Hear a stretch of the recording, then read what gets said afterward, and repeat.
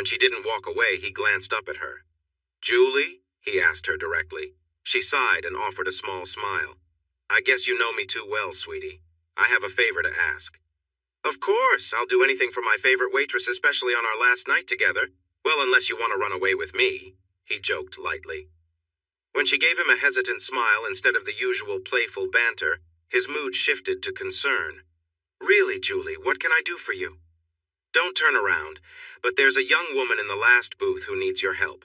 She's our daughter's best friend, and I've come to know her over the 3 years she's lived nearby. She's a good girl in a tough spot, and I don't know anyone but you who can help her." Chris's expression turned serious. "What's going on, Julie? This isn't like you, and you know I'm leaving tomorrow for work.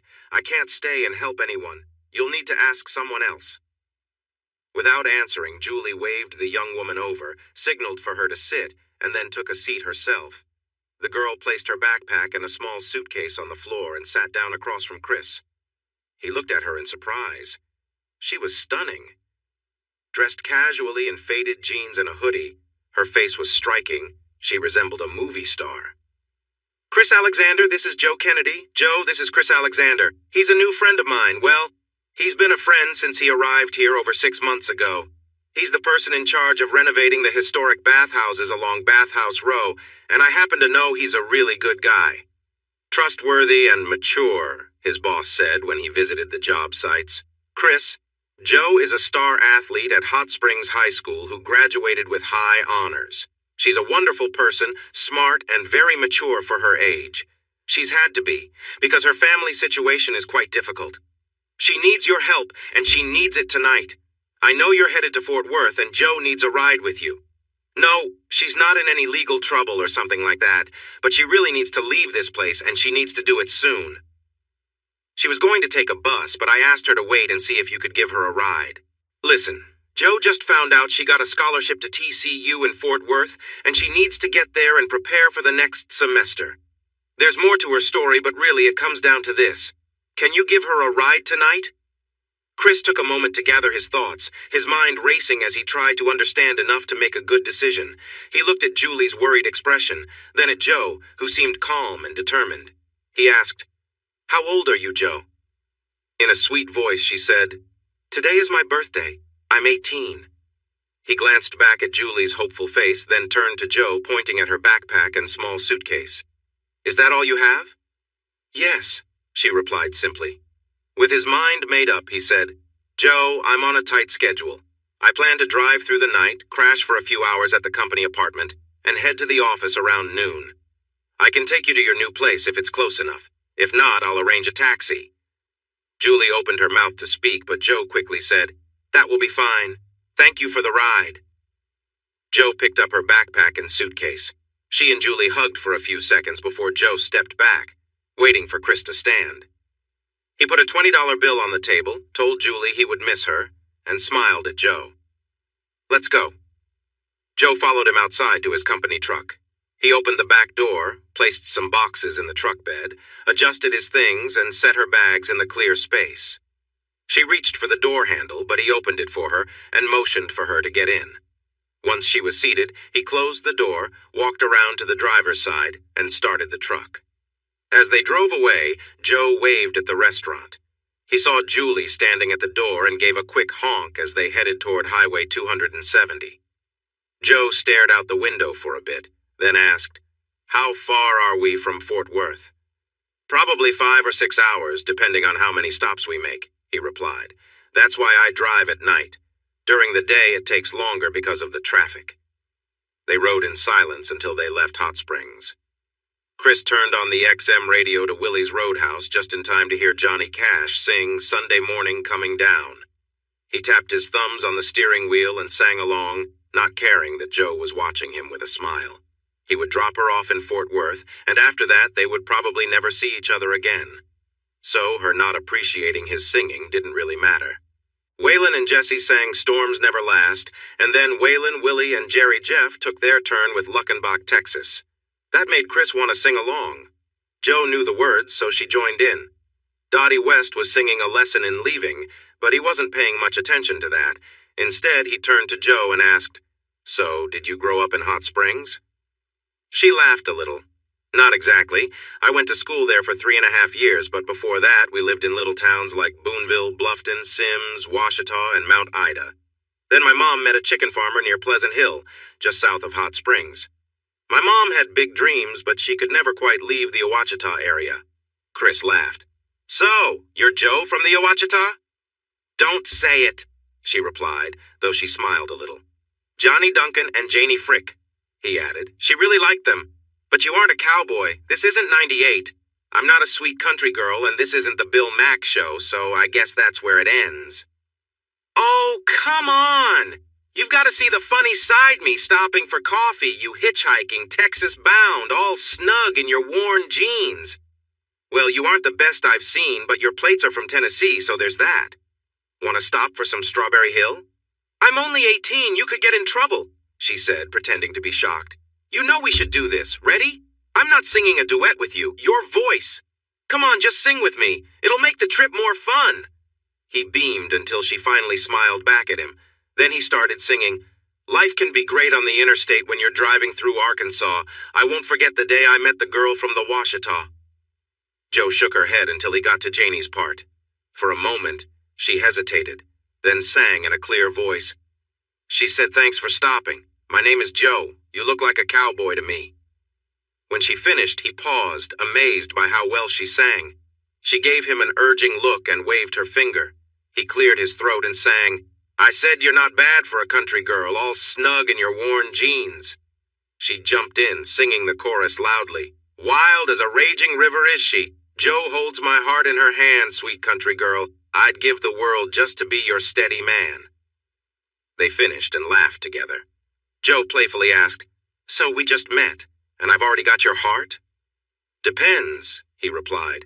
Are you wild as a raging river? Do you even have to ask? Most guys can take one look at me and know exactly what I am. In a playful country tone, he asked, So is that what moving to Texas is all about? Trying to break free from your family and be more independent, huh? He asked with a playful smile, but she looked away, her expression changing. I was just joking. Julie mentioned you're a great student and got a scholarship for college. I didn't mean to upset you. I'm sorry. She turned back to him, looking serious. You should know about this. It might be important later. Honestly, I'm trying to escape my mom's disrespectful boyfriend and his troubling sons. They started bothering me 3 years ago when my body started changing. I talked to my coach, who told the counselor, and they got child and family services involved. A sheriff came to check on things. The counselor warned them that anyone hurting a minor would face serious consequences and become registered offenders. The deputy took them outside and told them my family would call if anything happened to me. If they did not stay away, they could end up in front of a judge. They seemed to take it seriously, but about a month ago, they started reminding me my birthday was coming. I overheard them talking about a party for me that night. They mentioned drinks, drugs, and shady characters. They said they wanted to turn the celebration into something else entirely, and I would be at the center of it. My mom is struggling with drinking and drugs, and she thinks I need to grow up quickly. Her response when I tried to talk to her was that I needed to help out more. Honestly, she's never really protected me. So I began planning my escape, and Julie offered to help me until I get to college, just in case things got too tense before my birthday. She thought you might take me with you to Texas, and here we are. Chris sat still for a moment, focusing on the road. You are quite a mystery, Joe. You seem like your age, but your life has made you much wiser than you should be. I can't imagine going through what you have and keeping it together like you do, or at least trying to. I have a feeling you will thrive at TCU just like you did at Hot Springs High School. What are you planning to study? I want to focus on education, but I'm also interested in psychology and human behavior. I hope to continue with graduate studies in counseling. Wow! When I was your age, I was just trying to pass my first-year classes. You already have a plan for the next 6 years. She smiled. I hope it doesn't take that long. I took a lot of advanced classes and have college credit already. I think I have 36 hours, but TCU won't accept 4 of them. He shook his head with a smile.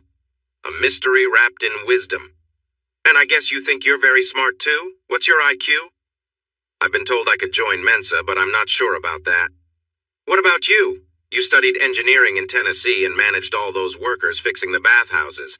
You must be smart too, she said, raising her eyebrows in curiosity. I'm not Mensa material, but I'm not slow either. I actually have a degree in engineering technology management, focusing on construction management. My dad is a contractor, so I grew up on construction sites. So, Mr. Alexander, you keep asking about my age. How old are you? Joe, you were in 5th grade when I was a senior. I'm 25. You see things in a funny way, Mr. Alexander. The difference between 18 and 11 is much bigger than between a mature 18 and a less mature 25, not to mention the difference between 41 and 48. You're not really that much older than me, so don't start acting like my older brother.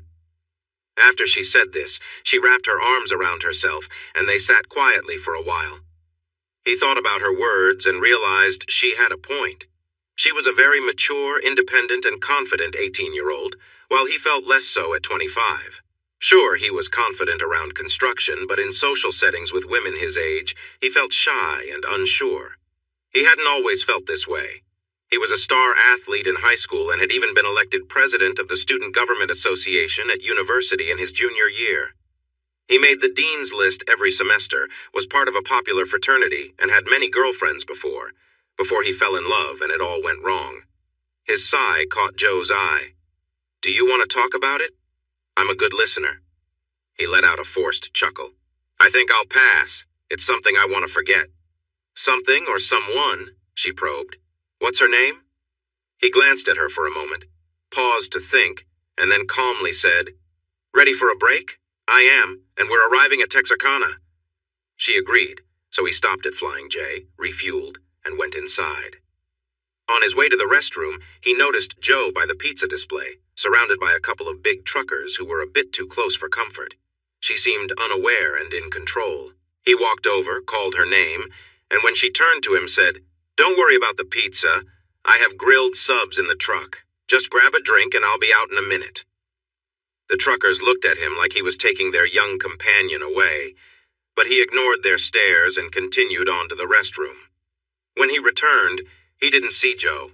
He looked around, got his drink, and walked back to the company truck. She stood beside the truck with 2 truck drivers still talking in her ear. He opened the doors. She climbed out, opened the passenger door, got in, rolled down the window, and said, Thanks for the drink, guys. As much as I appreciate your offers, I'm going to pass this time. Maybe next time, goodbye. The truck drivers glared at him, so he backed out, turned, and drove back to the highway. Your new friends weren't very nice. They didn't even say their names. Oh, that's not true, honey, she replied with a strong southern accent. They were very friendly and sweet, too. They gave me a big drink and offered me $500 each to go with them to their nice trucks. There might even be a bonus if I was really nice to them. And yet you came back to my truck? How could you turn down that offer? He asked, teasingly. I know, right? $1,000 for just a short time. A girl doesn't get offers like that every day. Just imagine how much I could make if I worked the lot all night, like that other girl in the tight clothes. His teasing continued. Probably quite a lot. Do you think smart people invite girls like that? What about the fancy groups at TCU? Well, honey, sometimes a girl has hard choices.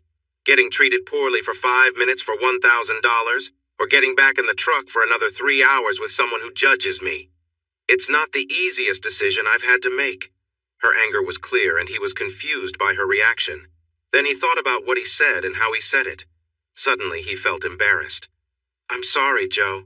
I have 2 little sisters, one your age, and I'm very protective of them. You remind me of them. She relaxed a bit, though she stayed quiet for a few moments before accepting his apology. It's okay, Chris. I've been on my own for so long that someone caring because I got a soda from some guys annoys me. I hate it when people try to control me, and when they judge me. Well, you saw. Sorry. He smiled softly. I learned something new about you, I guess, but I only wanted to keep you safe. I was worried they took you away when I couldn't find you inside. Her voice became firm again. Don't worry about me with people like that. My high school coach got me into martial arts when I turned 15 and started looking more like a girl.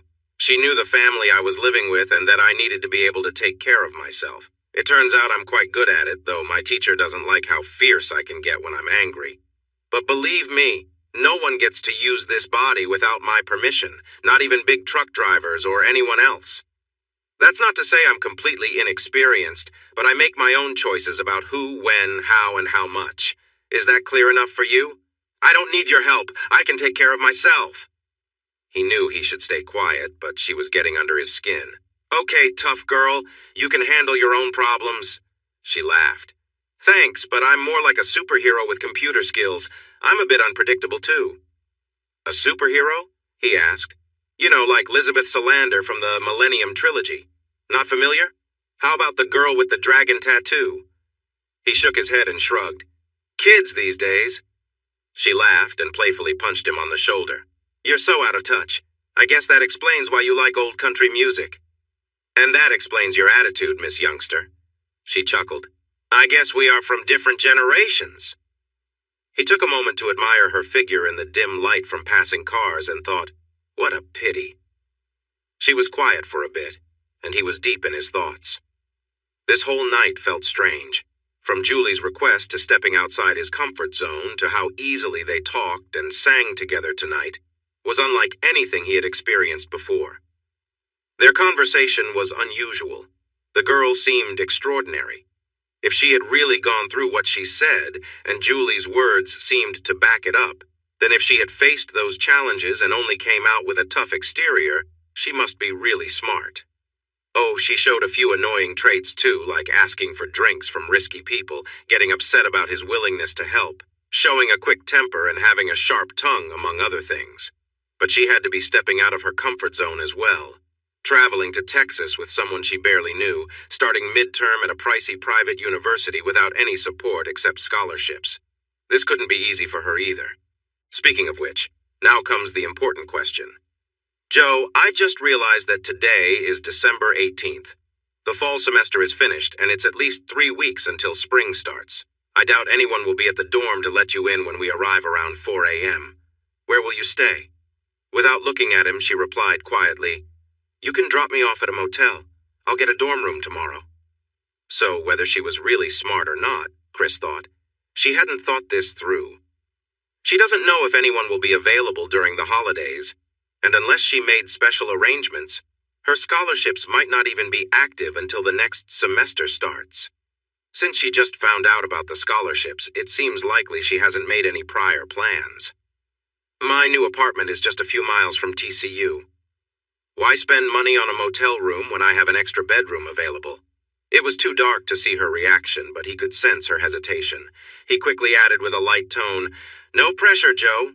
We both know I'm a bit older, so it's fine. We can relax. I'll head to work around noon. And then in the afternoon, you can get ready for TCU. When I return, I'll take you wherever you need to go."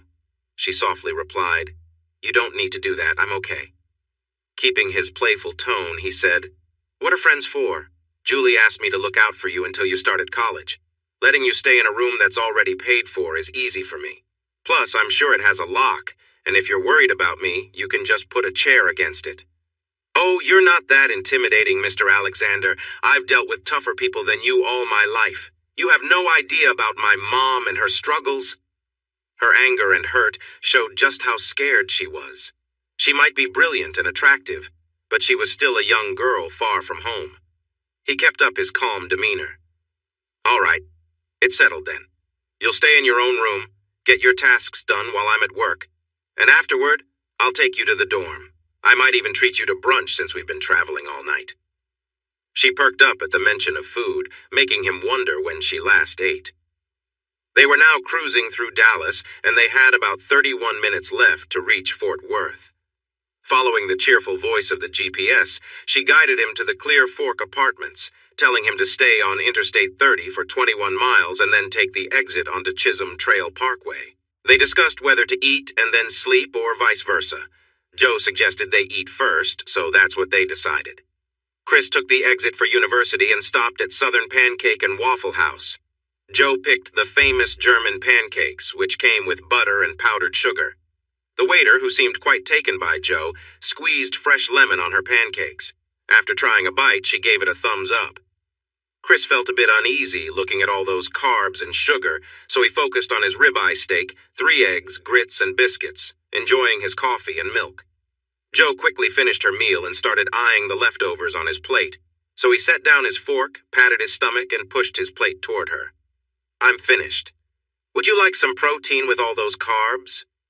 She thought for a moment, but decided that her hunger was more important. "Well, I don't usually eat raw meat or runny eggs, but if you don't want this." Even though she typically avoided raw meat and runny eggs, she soaked up the runny eggs with a biscuit, finished the grits, and enjoyed the last pieces of the medium-rare steak without any complaints. She wiped her mouth with her napkin, and Chris took a sip of his coffee, smiling. "Now that was done like a true Southern girl. I'm not sure where you put all that in your tiny body, but all I can say is well done." She beamed, giggled, and then burped before covering her mouth. "Excuse me?" They laughed together, and for the first time since they sang their duets, Chris saw a happy young woman instead of the mix of emotions she had shown him before. The navigation app had to adjust since he had taken a different route, but it guided them onto the parkway, off at the right exit, and helped them find the correct apartment. He knew they had arrived when he saw his truck parked beside his Jeep. He carefully backed into the nearest open space. The company had sent his vehicles from Nashville and left the key to his apartment under the seat of the truck. He grabbed the keys, took his duffel bag and suitcase from the company truck, and Joe followed him to his first-floor apartment with her 2 bags. The first light of morning was just beginning to appear as he opened the door, and they walked into the open kitchen, dining, and living room area. The apartment looked nice with dark wood floors and stylish granite counters. The appliances were shiny metal, and the walls were painted in attractive colors. Chris felt impressed, but a bit disappointed. He had hoped for something more welcoming, like his older place in Hot Springs or his studio in Knoxville.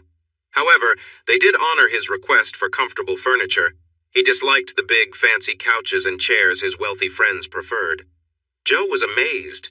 She stood just inside the door, taking in her surroundings. She seemed a bit overwhelmed, so he said, "Your bedroom is to the left of the living room. It has its own bathroom and closet, and I think there are fresh linens and towels, so make yourself at home.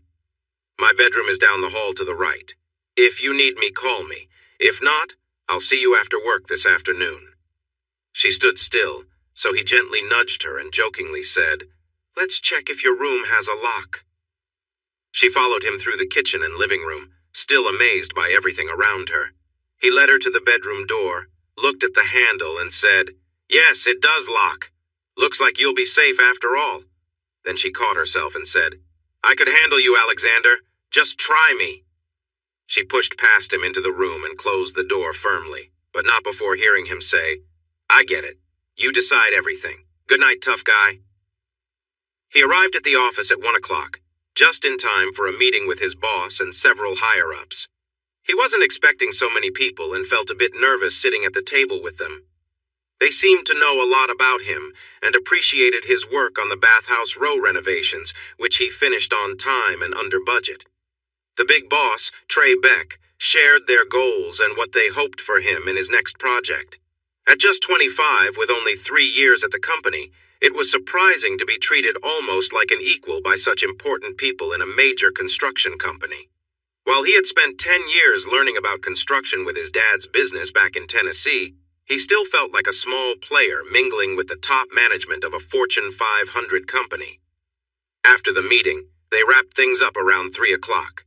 He had gone through an introduction to management practices and learned about the latest technology used in construction. He felt he did well on that part, but he sensed they might have already known the answers to their questions. There were subtle looks exchanged among the managers, making it feel more like a surprise test. He left thinking he had impressed them, but wow, what a first meeting. After the formalities, the tone became more relaxed. Trey Beck invited him to bring a guest to the country club for dinner and dancing on Friday night. Tony Snowden and his wife wouldn't be there since they were going on vacation, but the rest would attend. Their wives would join, but no kids, and the dress code was cocktail. They said their goodbyes, and he headed to his truck. He wanted food and drinks right away. Then, he needed to find a date for Friday night who could fit in with the wealthy crowd at the country club. He knew many suitable young women back in Tennessee, but here, he wasn't sure. He didn't know where to begin. Remembering he needed to take Joe to her dorm, he decided to invite her out for a meal before dropping her off. Joe was happy to see him but seemed a bit shy. She wore jeans and a light blue hoodie with sporty shoes that matched. She looked cute, but there was a worried look on her face. "Is everything okay, Joe?" Sort of," she answered slowly. Then she took a deep breath and said, "The dorms don't open until January 7th, so I found a low-cost motel to stay at until then. You can take me there." He had guessed it. How do I handle this? He thought. She would rather struggle than accept help, so...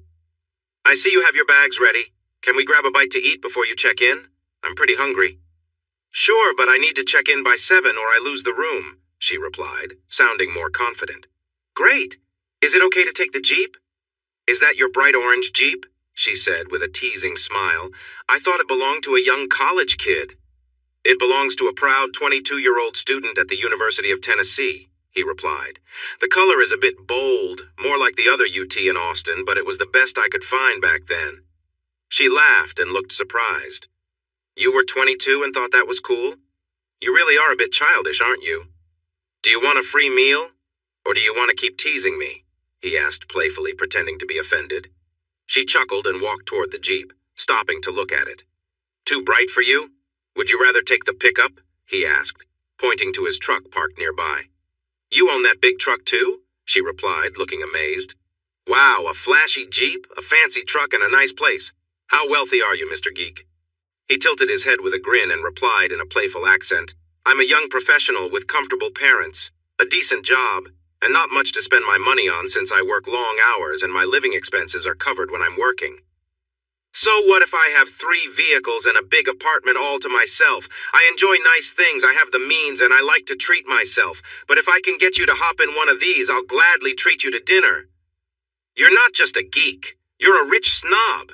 But I would love to join you for a meal, rich boy. Where are we eating?"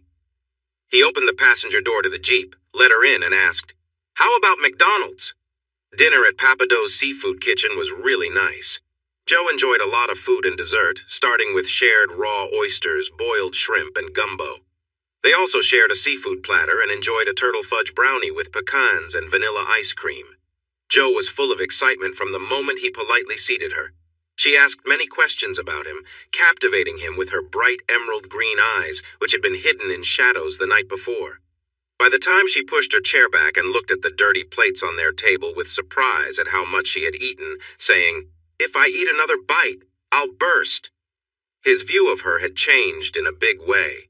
His parents, especially his mother, loved The Princess of Monaco and owned all 11 of her movies. As a boy, he found some of those films dull, often seeing young Grace Kelly with an older man. But by his teenage years, he looked past the stories and other actors to focus on his first crush, Princess Grace. She was so beautiful and elegant, and she became his ideal of beauty. Until tonight. Or maybe it started last night in Hot Springs when Joe sat at his table, but definitely tonight, sitting across from her in bright light. She changed what beautiful meant for Chris. How unfair, he thought, that the first girl who has caught my eye since Becky hurt me is so young, a girl filled with anger and defiance, yet also innocent and incredibly lovely. When the waiter brought their bill, Chris paid quickly. He noticed the staff wanted them to leave as a large group was waiting at the bar. He didn't want to go yet. He knew rejecting her idea of going to the motel would upset her, but he did not want to let her go without a fight. In the Wrangler, he asked, "Where to, Joe?" She quietly read him the address from a note. He entered it into his map app and it gave a route. Joe was silent on the way, but when he turned into a shabby motel in a rough part of town, she thanked him for the meals and his kindness. He stopped the car and she reached for the door, but Chris said firmly, "Wait!" She paused and turned to look at him. He wondered if she felt hope or anger. He hurried to explain. "Joe, I can't let you do this. Julie asked me to look out for you, and it wouldn't be right to leave you here in this unsafe place, not to mention letting you spend money on a little room that could be filled with pests when I have a perfectly good spare room at home." She seemed ready to argue a bit, so he quickly added, "I know you like being independent and not relying on anyone, but how about we make a deal? Let's go to my apartment. You can help me set up my office and make it feel more cozy, and we can also go grocery shopping together. You mentioned you've been cooking for your mom and her boyfriend's family for a while. I'm not a great cook, but I'm okay with grilling and I can make a nice breakfast. I could really use your help while I get my new apartment and job ready. I'll be working from home for the next 2 days to set up my office, review the policy manual, and look over the early plans for my next project. Your help would be great." She seemed unsure, so he added, "You could also help me make the place look nicer, maybe add some decorations. If that's not your thing, there is a good gym nearby, as well as nice trails along the river for walking, biking, or running, plus a large common area where you can spend time. You'll be helping me and saving some money for better living." She looked like she was thinking it over, but then her practical side won out over her doubts. "Okay," she agreed slowly. "But I will work for my room and board. I won't be doing anything else, is that clear?"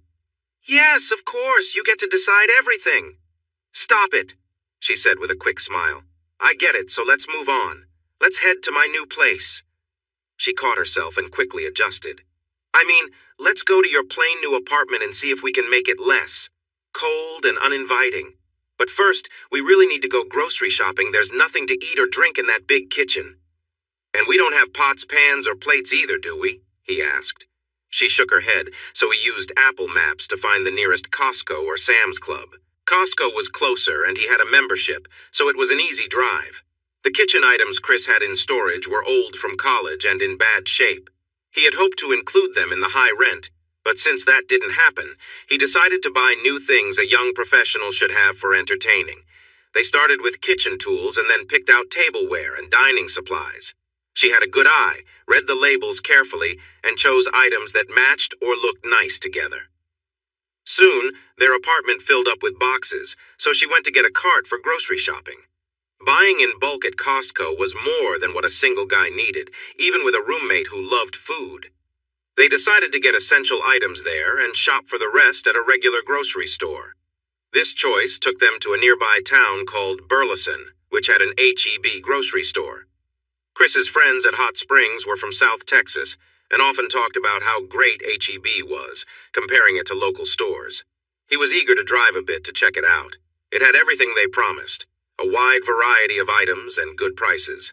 With no budget limit, Joe quickly filled the cart with healthy foods and tasty, ready-to-make meals from the store. They also picked up bags for the milk, fresh orange juice, and refrigerated and frozen goods, then loaded everything into their Jeep. On a different route home, they drove past new neighborhoods where two-story houses stood close together with narrow gaps between them. He mentioned he wouldn't want to live in a place like that, and she quizzically looked at him but agreed. As they moved north on Hewlin Street, they passed a large mall with Dillard's and Macy's as the main stores. Noticing how few clothes Joe had with her, he made a note to address it later. He hoped she wouldn't show up at TCU looking unkempt. A young woman like Joe would feel embarrassed if teased about her clothes. She chatted cheerfully about things they needed for their place while he listened to her lovely voice. He considered her ideas but only spoke when she asked. He hadn't really explored the apartment yet. He hadn't even seen the bedroom he intended to use as an office. Joe had spent all day there. What could he tell her? When they arrived at the apartment, Joe quickly grabbed her backpack, suitcase, and some food bags and raced to the door. He picked up more food bags, feeling frustrated when he realized he would have to set some down just to get his key and open the door, only to find it already open. "Did we leave it unlocked?" he asked, as he placed the bags on the counter. "Oh no, I used your spare key to look around today and forgot to put it back," she said casually. "So I let us in." For the next 20 minutes, Chris carried in the groceries while Joe organized everything. Once all the items were inside, he helped finish putting things away according to her system. By 9:30, the kitchen looked as tidy as his mother's, which was impressive. Joe placed her hands on her hips, looked around, and asked, "Well, what do you think?" "It looks great. Your organization really makes sense to me, and I think I'll be able to find things, thank you." Joe gave him a thoughtful look, tilted her head, and said, "What do you say to a mug of hot chocolate before we head to bed?" Even though he was tired, he thought that sounded wonderful. He took out the milk, she added the chocolate, heated it in the microwave for a bit, and sprinkled some tiny marshmallows on top. He sat on a bar stool, she on another, and they enjoyed their warm drinks in a comfortable silence. Joe was seated across from him, gazing out the window by the sink. She seemed lost in the lights outside, so Chris took a moment to look at her. The lights reflected off her hair, giving her a warm glow. Deep in thought, she sipped her hot chocolate and stared out while he admired her. Her soft features sat above a slender neck and well-shaped shoulders. The loose hoodie she wore kept things modest, but he could see hints of her figure. Her fitted jeans highlighted her flat stomach and well-shaped legs, leading down to small ankles and feet. Even her toes, which he usually wouldn't pay much attention to, looked perfectly arranged, painted a light blue with sparkly silver. The best word he could think of to describe her was adorable, but it didn't quite capture her whole beauty. He found himself wanting to see her face turned toward him, with a perfect outline around it, sure that it would suit her just as well as those famous figures from the past. Maybe he gazed a bit too long or held his breath, but Joe came back to the moment, looked at him, and asked seriously, "Why are you looking at me like that, Chris?" He wanted to be honest, but worried how she might react, so he gave her a big smile and teased, "You're not too bad for a country girl in those jeans." "Are you flirting with me, Mr. Alexander?" she said playfully, placing a hand over her heart in a dramatic gesture. He laughed. "No, Miss Kennedy, just sharing my thoughts." They went to bed soon after Joe called him out on his teasing, and both fell into a deep sleep that brought on dreams. His dreams were unclear and jumbled when he tried to think about them the next morning. Lying there, he thought about the mixed feelings he had for the young woman who had unexpectedly taken over his thoughts. The wish to care for her was still strong, just like that important night, but his feelings for her had grown deeper. Lying in bed thinking about her wasn't helping, so he got up at 6:30. He started making coffee and moving around the kitchen, opening and closing cabinets to find what he needed for breakfast. She walked into the kitchen, rubbing her eyes. Her hair was messy, and she wore a big white football jersey with black and gold numbers, along with white socks. She looked really cute. "Why are you up so early making noise? I thought you didn't work today," she asked sleepily. "It's almost 7. I never said I didn't have to work. I'm just setting up my office here." "Sorry for the noise. I didn't think you'd hear me through the closed door. I had to search for the pans I needed." "Stop being so cheerful and give me some coffee," she said with a slight pout. "Not a morning person, huh?"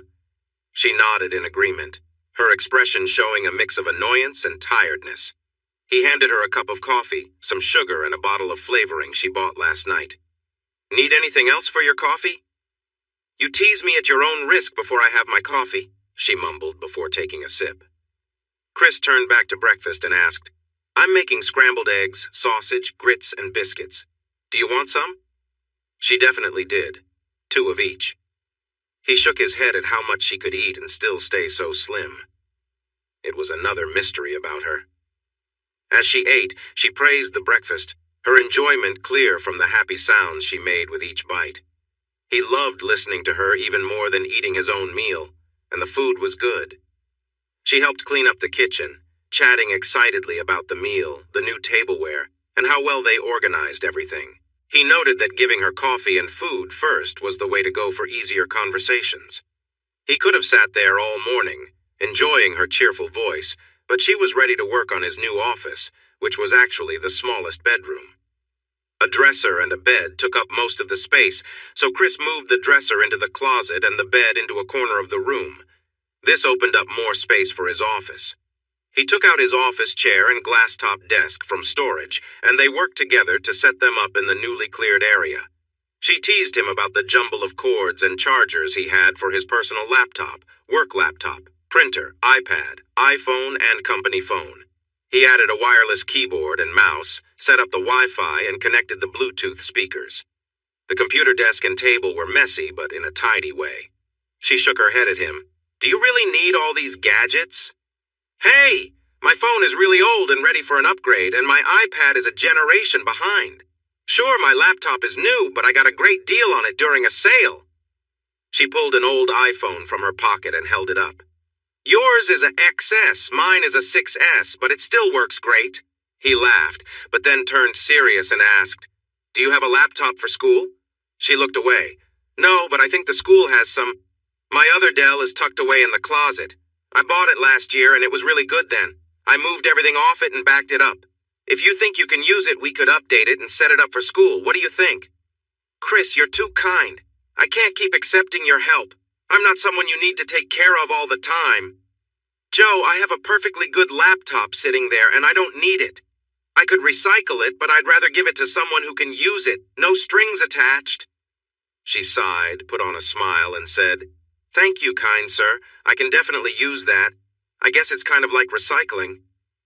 He took it out, charged it, tested it, looked up the details, and ordered a bigger memory card. Without any fuss, he added another computer to his Office 365 subscription and cleared a spot for her laptop on the table. Looks like we need another chair, he said. She laughed, picked up the laptop, sat cross-legged on the bed, set it on her lap, and started downloading the programs and apps she needed. He opened his work laptop and began reviewing specs for his upcoming tasks. They drank water and worked on their computers for hours. Oh, sorry, Joe said with a giggle after her stomach growled. Wow, it's past 2 p.m., Chris exclaimed. Time flies when you're busy. Do you want to cook something or eat out? It's such a nice day. How about we grill one of the sirloins and some veggies? I can make a salad and tea and we can eat here, Joe suggested. He liked her idea, so he went outside to start a fire in the charcoal grill on the deck. He seasoned the meat while Joe prepared the squash and corn and made the salad. They worked together really well while she told him about the things she had been downloading and doing on her computer. He cut the sirloin steak in half because she wanted hers cooked thoroughly while he prepared his medium rare. She enjoyed her meal and pleasantly commented on how good it was. He found himself liking the little sounds she made when she was happy, but quickly thought, No, don't go there. She's not just someone to flirt with. Then he realized that she would soon be the type of girl that many guys would notice, and that thought made him frown. After finishing their meal, they decided it was time for a workout, so they changed into shorts and to shirts. Chris felt a rush of surprise when he saw her in her workout clothes. She looked fantastic, especially her legs. They looked great in jeans, but even better now. What he could see under her hoodie didn't do her justice. He didn't know her size, but in her tank top, she looked just right for her shape. He knew he was staring at her, but she didn't seem to mind. In fact, she subtly showed off a little, watching to see how he reacted. She might be young, but she certainly knew how to put herself out there. To avoid embarrassing himself, he quickly looked away. They went for a jog around the apartment complex to warm up, then stretched, lifted weights, and went for a longer run on a nearby trail along the clear fork of the Trinity River. Whenever they passed other joggers or walkers, he purposely fell behind to let them through, but really, he just wanted a moment to admire her fit and curvy figure. After their run, they jogged slowly around the complex to cool down and check out the amenities. It was after 5, and as people were coming home from work, they noticed the attention they were getting. Joe waved and smiled at those they passed, which got them to return the gestures. Just a small-town girl, he thought to himself. At the clubhouse, they saw a poster for a hump day mixer happening that evening. Chris asked her, Are you interested? She smiled and said it could be fun. They should head home and freshen up. He noted her use of the word home and smiled to himself. A little later, she came out of her bedroom in a colorful dress that took his breath away. He was dressed in boots, jeans, and a polo shirt, expecting her to wear something similar. Instead, he found himself with an elegant young woman. She beamed at his surprised expression and asked, So, do I look okay? Yes, you look much better than okay. Shall we go? He thought about getting his gun for safety, but chose to rely on his strength when the stairs turned into an unwanted chase. Dressed in faded jeans and a hoodie earlier, she seemed a lot younger now in her dress and short black boots. She would certainly attract a lot of attention. When they entered, the noise in the clubhouse didn't completely stop, but it did quiet down a bit while they got their name tags. At least 3/4 of the eyes turned to watch them. They made their way to the open bar. Chris ordered a bourbon on the rocks for himself and, as they had talked about, a Rob Roy mocktail for Joe. They headed toward the fireplace, but a group soon stopped them, and introductions began. The group grew larger, and as more people joined in, the space between Chris and Joe widened. This made him a bit anxious, but Joe kept sipping her drink and seemed to handle the conversations well, so he relaxed and chatted with the many new acquaintances around him. Suddenly, a small hand grabbed his arm, and a soft touch brushed against him. With a gentle pull, she said, "Could you please get me another drink? That one was great." He noticed the endearment and looked down at her bright smile, returning the smile as he agreed to get them both another drink. He guided her toward the bar, noticing how many eyes were on them. "Are you getting as much attention as I am?"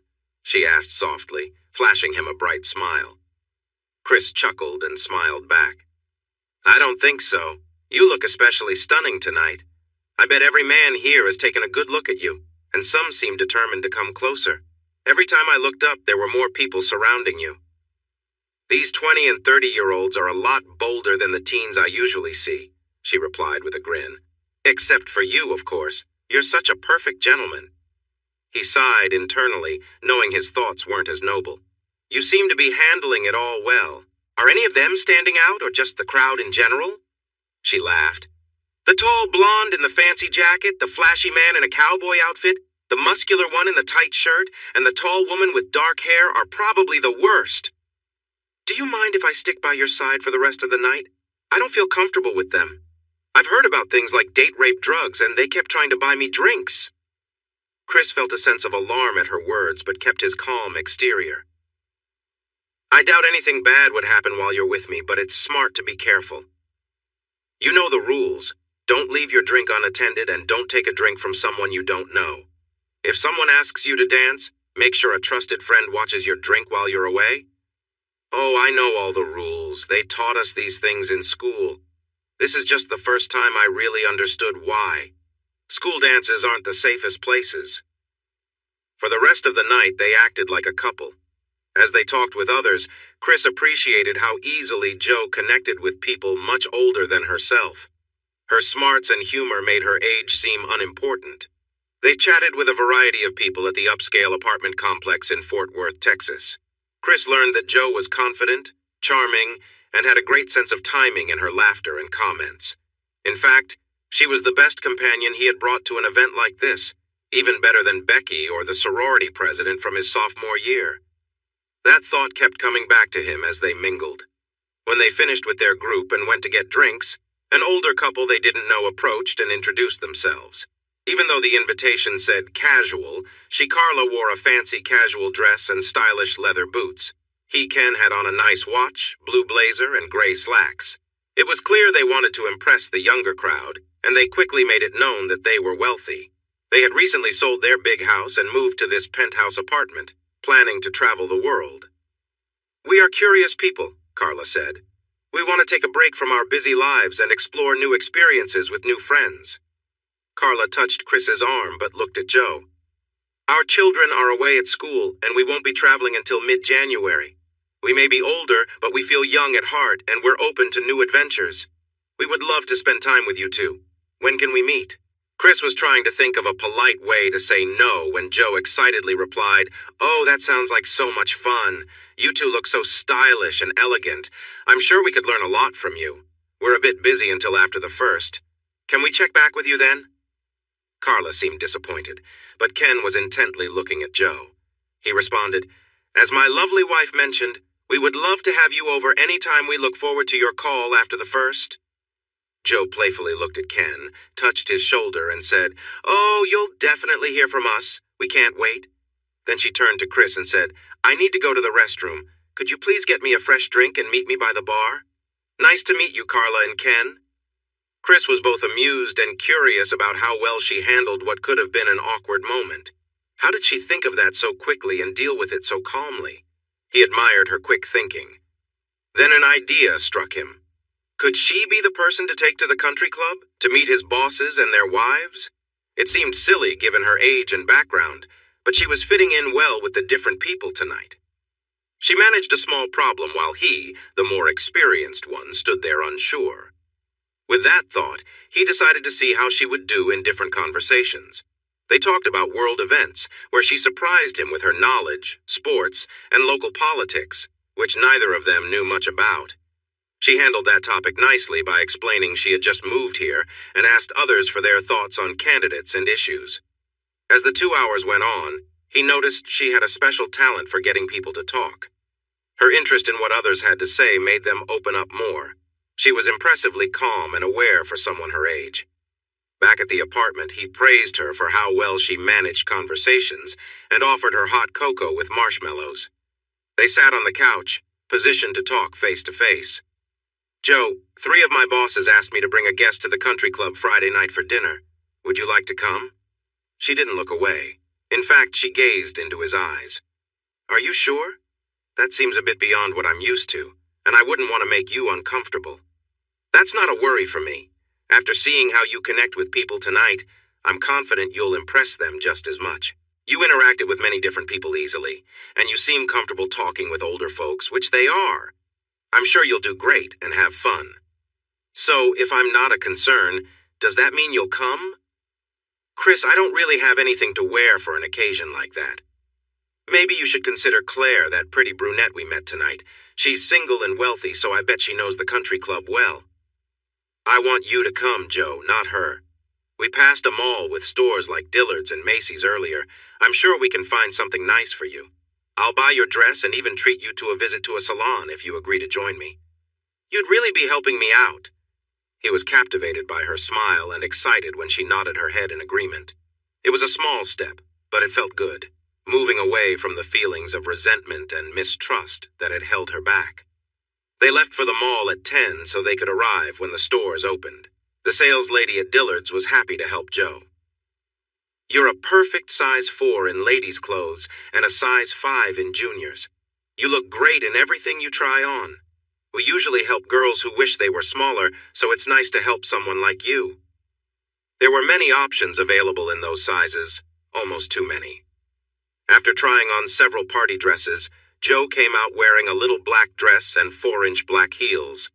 The dress had a simple square neckline, no sleeves, and wide straps. It ended just above her knees, and she held a small jacket casually over her arm. While it was not revealing, the dress looked very nice on her in a classy way. The expression on his face said a lot. "I told you, honey," the sales lady said with a smile. "It's perfect for you. Just look at him, he's speechless. Older men will admire your style and their wives will notice too." They walked away laughing, happy with her choice.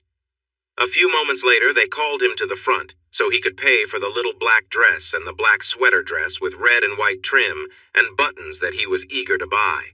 She had tried it on earlier, and at his request, she modeled it again, asking if she should get it too. He nodded. The smiles on Joe and the sales ladies' faces showed that they could tell he liked the sweater dress and the knee-high boots, and they were enjoying teasing him with it. The 2 dresses and boots she had chosen were all on sale for the holidays, and he was glad that they cost less than the other dresses in the store, but looked even better. The sales lady gave Joe her card and told Chris it was a pleasure to assist them, encouraging them to come back any time. The mall was getting busy, and Joe was ready to head out. He suggested they check out Macy's sale for some casual outfits she could wear to class or at social events. She looked at him, but saw only genuine care in his eyes. Enjoying the shopping and his reactions, she smiled and said, "Okay, if you want to treat me, I'm all for it." But there was a challenge. There were so many great choices, and she looked fantastic in each one. He would have gladly bought her all 18 outfits she tried on. She told him that if he wouldn't choose, she would. Since he couldn't decide, she picked 5 outfits that got the most reactions from him and the crowd watching her model.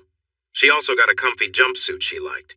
They carried the things they bought to Chick-fil-A, enjoyed some sandwiches, and then went back to the apartment.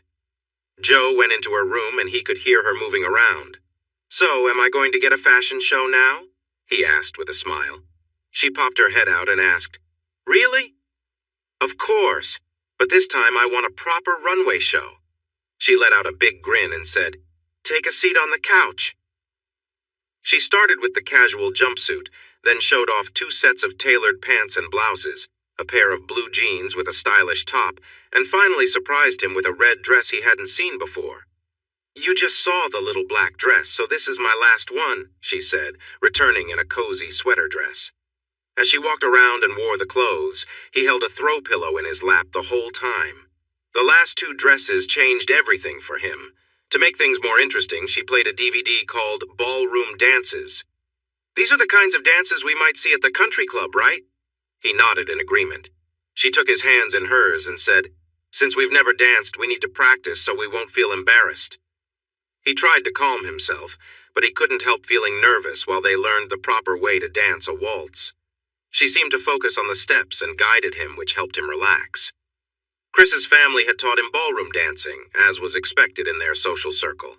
It surprised him that Jo, a girl from a quiet area, was even better at it than he was.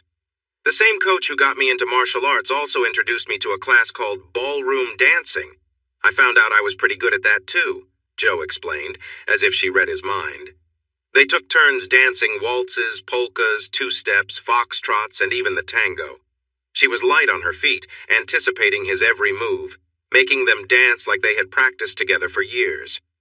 It was just early afternoon when the music stopped and they congratulated each other. She went to change, but before entering her room, she turned back and asked, "Want to go for a run along the river? I think we could both use some exercise, and you seem to enjoy the views along the trail." He felt she knew the view he appreciated the most, and the top and shorts she put on looked good. The sales tag was still on the shorts, but he didn't say anything. He was happy to pay for something that looked this nice on her.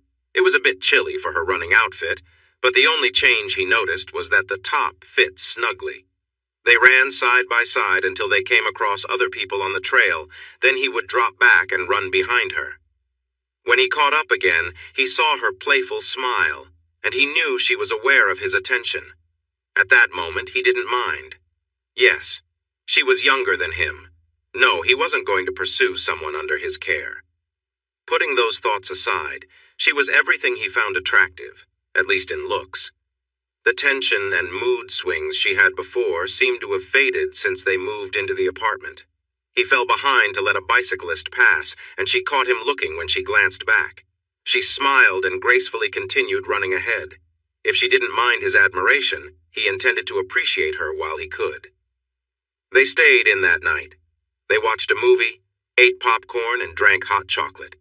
She wore her favorite shirt, which displayed her lovely legs. They started with Jo sitting at one end of the couch, but sharing the popcorn meant passing it back and forth, so she moved to the middle and held the bag with her feet on the coffee table. Each time he reached for popcorn, his thoughts wandered. After the movie, he took a long shower to relax. Jo settled down for a quiet evening in her room. Jack had learned how to make breakfast tacos from his Texan roommate, so he made egg and bacon tacos with cheese and salsa for them. They shared a pot of coffee before diving into their projects. For lunch, Jo made a club sandwich, after which she planned to do her nails. He returned to his office to check emails from friends and work. The only message was instructions for entering the country club as their guest. When he came back out, Jo was on the couch with her feet on the coffee table, carefully painting her toenails. He paused to watch. Painting nails had never caught his interest before, but Jo made it seem special. She was so focused and her feet rested on the table, showing off her lovely legs. She looked charming. He stood watching until she noticed him. "Never seen a girl painting her toenails?" she joked. "Not like you do," he said, clearing his throat. "Oh, I got a message from my boss to be at the community center by 6:45 with some instructions. You can be ready by then, right?" She was ready, stepping out of her bedroom at 6:20 in a little black dress, black tights, and high heels. She caught his surprised gaze and twirled, asking, "How do I look?" "Not bad for a country girl," he said modestly, thinking she seemed more like a city girl. She smiled brightly, asked him to help her with her jacket, and they headed to the truck. He mentioned that getting in and out of the truck in that dress without being too revealing would be tricky, but he thought the step bar on the truck would help. "Thank you for thinking of my modesty, kind sir. I haven't been in your nice truck before, so let's see how this works. Oops, sorry about that." He turned red and quickly got back to the driver's side, trying to focus on the road instead of her lovely legs peeking out from the dress. "So, what should we say our story is?" she asked. "Should we tell them the truth, or is that too awkward? Do you have another story you like better?" "I don't want them to think poorly of either of us," Chris said. "I doubt they'll believe we're just friends, but I don't like lying either. What do you think?" "The truth? It's too hard to keep up with lies," she replied firmly.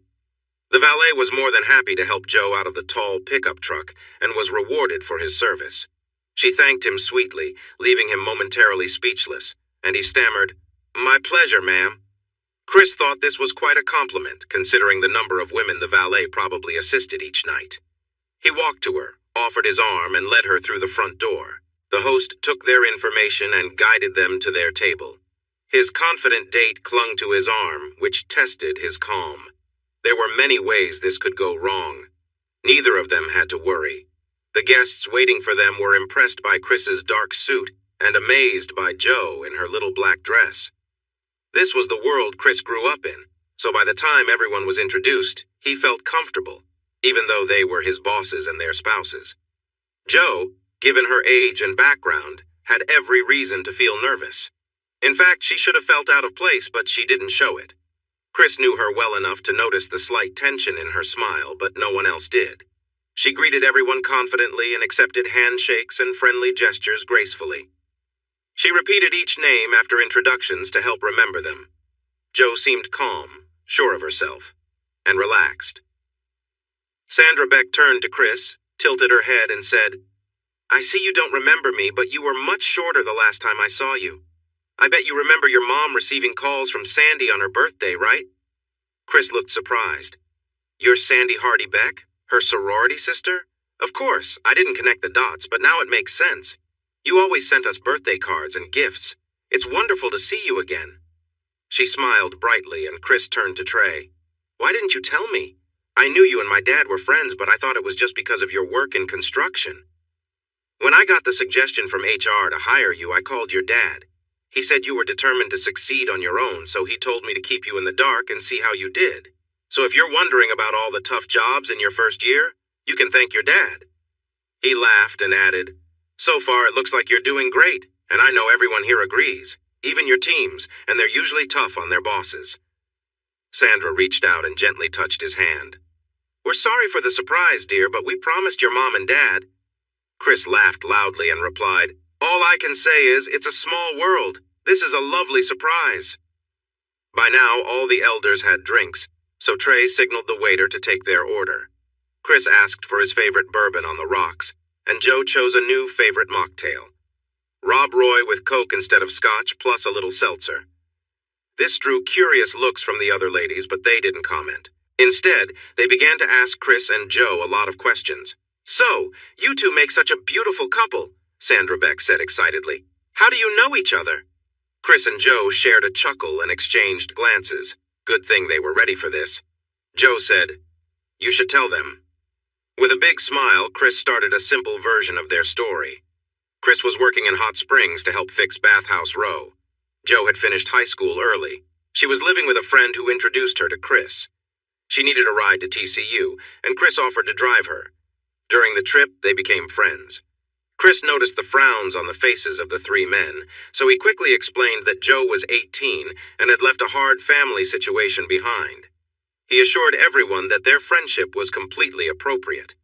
While his explanation was honest, he knew it didn't give the full picture, and he expected the women would want to know more, which they did. Rebecca Elliott, the wife of Chris's boss, asked where Jo was staying. Jo explained that she was Chris's guest, using an extra bedroom until the dorms opened. In return, she was helping out with meals and cleaning. This made the women laugh and piqued the interest of the men, but Sue Schneider, wife of the COO, shifted the topic. "Jo, when you walked in, I thought you and Chris were the same age. Not that you look old, it's just that both of you seem so confident. How is it that someone your age carries themselves so well?" Jo glanced at Chris, who shrugged. It was up to her to share her story, and if she chose not to, he would support her. "I could tell you a lie to make Chris look better for having me here, but I won't. We promised to be honest," Jo said firmly, her voice steady. "My mother says my last name is Kennedy, but I have never met my father, so I can't be sure. Maybe it's just a name she picked during one of her rough times. Yes, I'm the only child of a mother who struggled with addiction. For the past 3 years, we lived with one of her partners who had 3 sons. From day one, they made it clear they weren't happy I was there. Thankfully, a caseworker and a sheriff's deputy kept me safe because I was still a minor. Last week, on my 18th birthday, I learned they had planned a coming-out party for me since I would no longer be a minor. That's why I graduated early and why I asked Chris for a ride to Fort Worth, where I have a scholarship to attend TCU next semester. Jo spoke confidently, maintaining her gaze throughout her explanation. No, she looked each person in the room in the eyes as she shared her difficult story, speaking calmly with very little emotion. Chris was moved but listened supportively, keeping his feelings in check. The other 6 adults, however, showed the wide range of feelings Chris had experienced in the truck when he first heard her story. At that moment, the 3 men were sitting up straight in their chairs, their eyes full of anger about the unfairness. Throughout her story, she changed from being Chris's girlfriend to someone who needed caring protection. The 3 women leaned forward, wanting to reach out to her, to offer comfort and support, just like they would to a daughter. I want to thank my high school coach, the school counselor, and my teachers for encouraging me to join sports and activities like theater and debate. They helped me build my skills and taught me to face challenges instead of running away. Hot Springs High School was like a village that guided me during my tough teenage years. I also owe thanks to my mother. Her indifference and the example she set helped me grow up faster than many of my friends. It's not a happy story, but it's mine, and I hope it makes me who I am today. Jo took a deep breath, trying to move past the emotions around her, avoiding Chris's gaze. You might think I'm trying to repay him in some way, but I promise Chris is way too much of a gentleman to accept anything like that. In my life, I've dealt with many men like my mother, and boys who only cared about their own interests. Christian Brady is the only man, besides Deputy Schillings, with whom I've truly felt safe. He's also the only one, apart from my teachers, who seems to care about my future. I left home with just one nice dress, some jeans, shorts, hoodies, and 2 pairs of shoes. He bought me this dress and shoes so I could be here tonight, as well as 6 other nice outfits to help me feel prepared when I start school. By bringing me here tonight to meet all of you, knowing this is a new and scary experience for me, he showed that he believes in me. She looked down for a moment, then back up, seeing sadness on everyone's faces. I can tell my story has upset you, and I'm sorry for that. Maybe I should have kept quiet. I didn't mean to spoil our special evening. Chris told me to be honest if asked, so that's what I did. I apologize if I upset anyone, and I hope we can talk about nicer things now. Chris cut through the awkwardness. Jo didn't mention everything about her life. She's an award-winning athlete in 3 sports, a talented actress who sings beautifully, graduated at the top of her class, and is even qualified for Mensa. In just 2 months, she created a resume and applied for admission and financial aid at several universities. They all accepted her, but TCU was especially confident in her, offering her a full scholarship for the spring semester at this expensive private school. To me, that's what matters. She is who she is. She hasn't let a hard life hold her back. She has used her many skills and talents to rise above that and take advantage of opportunities. You know my parents, so you understand that I never face the same kind of challenges. I can help her move forward, and I'm excited to support her because I know she will make me proud and all her supporters proud too. As Chris spoke, he had a cheerful look, like he was talking about a younger sibling or friend.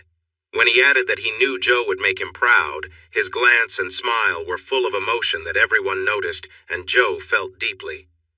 For the first time, Jo's eyes filled with tears, and her lips trembled a bit, prompting the 3 women to quickly take her to the restroom. The 3 men shared knowing looks, but no one said anything until Trey suggested they have another round of drinks. Chris tried to hide his embarrassment for showing his feelings when he wanted to focus on celebrating Jo and not on things she couldn't control. Little did he know, he had done so much more.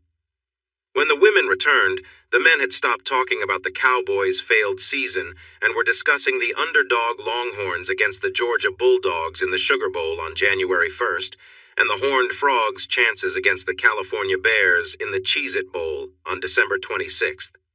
They stood up courteously as the women approached, all smiling and chatting happily, with Jo walking between Sandra and Rebecca.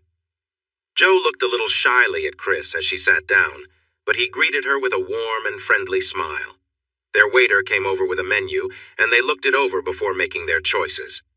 At Sandra's suggestion, Jo ordered the chicken piccata with lemon sauce and capers, and the other women followed suit, while the men chose prime rib. Trey asked if anyone wanted another drink before the meal, and everyone said yes. Before Joe ordered, Sandra leaned in and said, "Sweetie, there's a tasty mixed drink we let our daughters have when they were your age. It's called a bocce ball, and you'd need to drink quite a few to feel its effects. Would you like to try one?" Joe glanced at her friend and said yes. "And a bocce ball, but make it with club soda instead of vodka for this young lady," Sandra ordered. A bocce ball turned out to be a mix of orange juice, a splash of amaretto, and club soda. Joe enjoyed it and thanked Sandra. They probably shouldn't have served it to her, but she accepted it anyway. During dinner, Joe led the conversation, keeping it cheerful and light. She wanted to hear about everyone's families. Each couple shared their stories, and Joe listened attentively. She loved hearing about the joy their children and grandchildren brought them and asked them to share more. She wanted to know all the details about what made their families unique. The proud parents and grandparents happily shared stories, making their descriptions even richer. Chris was also interested in their family stories. He learned things that would help him be a better worker and friend, feeding his natural curiosity. But what impressed him most was Joe's talent for making people open up and share their stories, showing her genuine interest in even the small details. He admired how well she handled the more challenging moments of the evening, and wondered about her ability to bounce back so swiftly. Was it her charm at work, or did she have hidden skills? When the delicious meal arrived, the talk slowed down, allowing him to reflect on what he'd observed. Joe remained a mystery to him. After dinner, while they enjoyed another drink before the orchestra started, Sue Schneider asked about Christmas plans. Joe looked at Chris in surprise, as if she just realized it was December 22nd. "Well," Sandra asked, "what are your plans, Chris and Joe?" Chris glanced at Joe and then the others. "I wasn't sure how much time I would have off because of a new project, so we made plans back at Thanksgiving. My parents and siblings are driving down tomorrow in Dad's motorhome. They should arrive early on Christmas Eve. We're celebrating Christmas in my apartment, so I need to get a tree and some decorations in the morning. Like Joe says, my place doesn't feel very homey, but I hope she will help me make it welcoming." "Your parents are coming?" Joe asked in shock. "Why didn't you tell me? I don't want to mess up your family gathering. I can find a room somewhere." "Ha ha!" Sandra jumped in, wagging her finger at Joe. "If you do that, his family will come looking for you and bring you back." I spoke with Deborah on the phone right before we left, and she was really excited to meet the first girl Chris has mentioned since his engagement ended badly.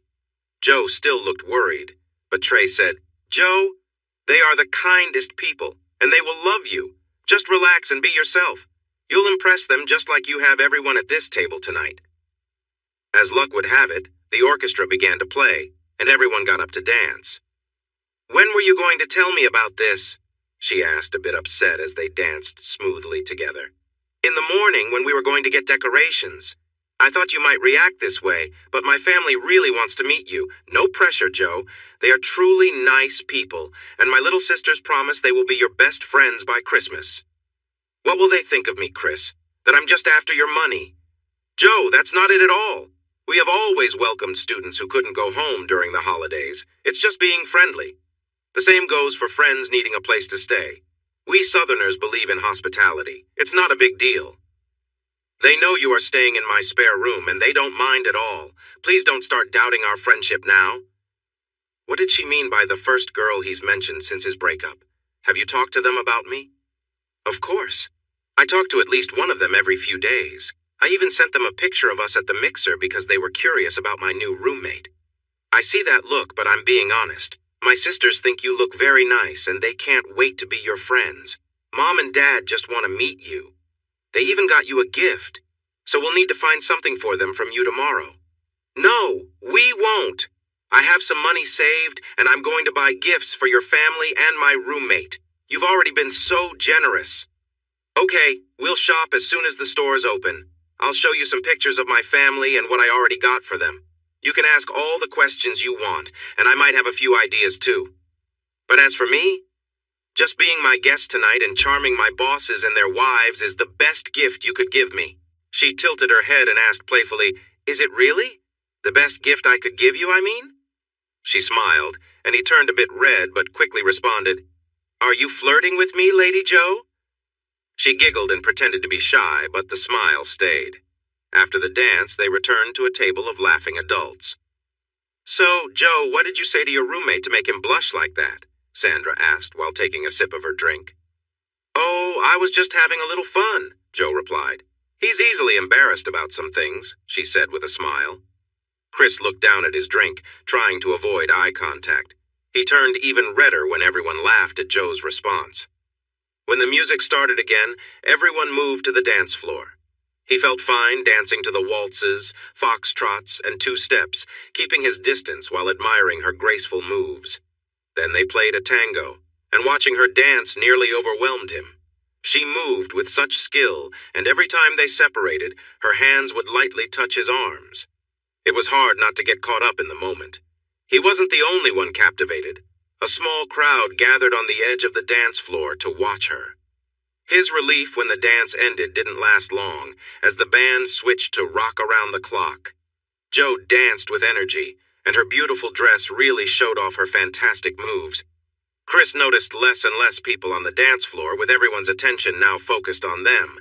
He wasn't a professional dancer, but he tried to keep up. The band noticed the audience's interest and played longer than planned. They earned a loud round of applause when the song finally ended. Luckily, the music changed to a slow country two-step, bringing her into his arms. It felt nice to hold her close, but he wasn't used to such closeness, making him feel a bit flustered. As they turned together, she playfully leaned against him, then gently moved away. He looked down at her smiling face and realized she may have done that on purpose. Instead of letting him walk her to the table, she led the way, which helped him collect himself until they reached her seat. The men around watched her with interest, and the women noticed Chris quickly sit down, amused at his reaction to his dance partner. They knew their husbands were also captivated, but Chris had made it clear his relationship with Joe was just friends. It was both funny and embarrassing for him to be so clearly affected by her dancing. Sandra smiled, Sue giggled quietly, and Rebecca laughed softly. Chris couldn't help but blush even more. As often happens, the men started chatting with Joe, giving their wives a chance to wonder about the charming young man who danced with her.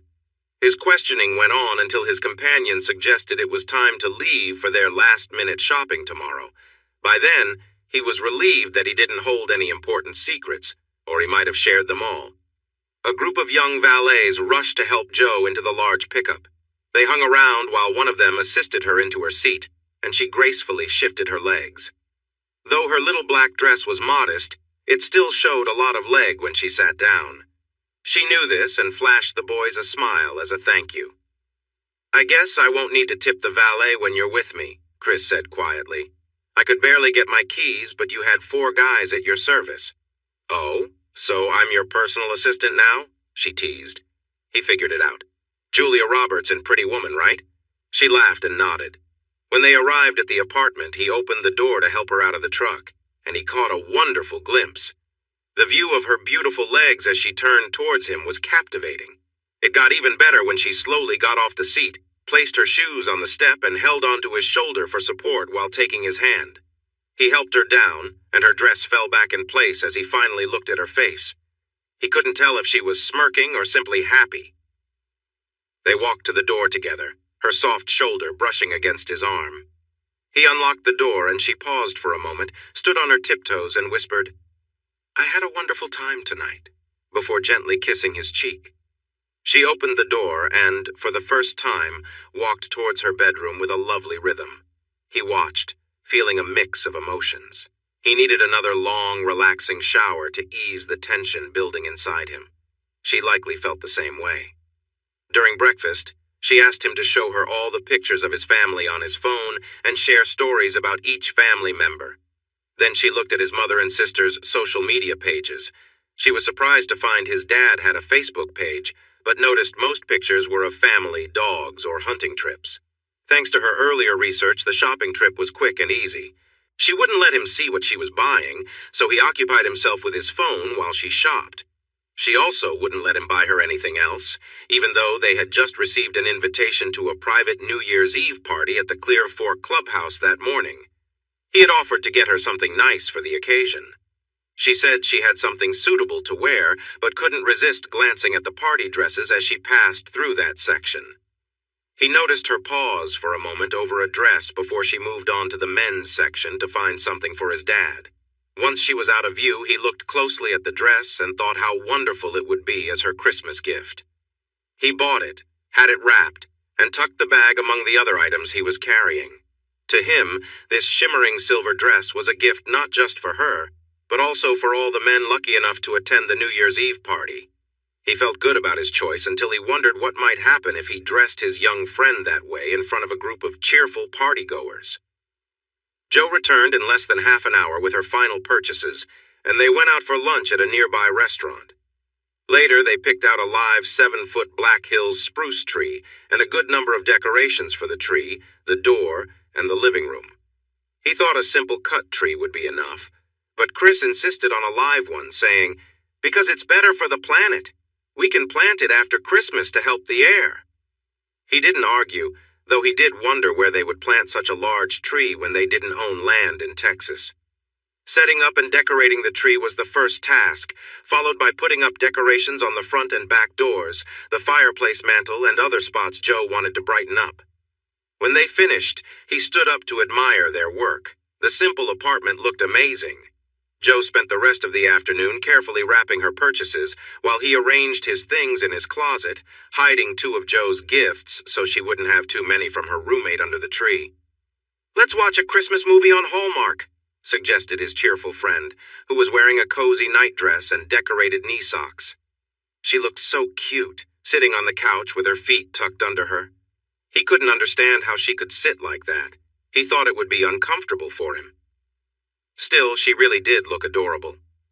That night, he took a long shower to relax. Jo found her own way to unwind in her bedroom. His family must have spent the night nearby because they showed up with breakfast tacos at 7:30 a.m. Jo and Chris were still sipping their first cups of coffee when the doorbell rang. He opened the door, curious about who it could be, only to be surprised by his sisters. Jo, in her nightdress and knee socks, tried to escape, but the sisters caught her before she could get away. All she could think was that you only get one chance to make a first impression. Here she was in a nightgown with no makeup and her hair in loose waves that she had barely brushed. But the Alexanders didn't seem to mind. They smiled at her and welcomed her warmly. Then Donna said, "Jo, you look just as cute in person as in your photos. Grab another cup of coffee and show us your room. We can eat later."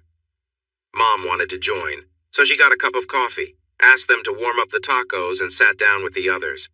After the girls had left, Chris's dad said, "Wow, son, she's lovely."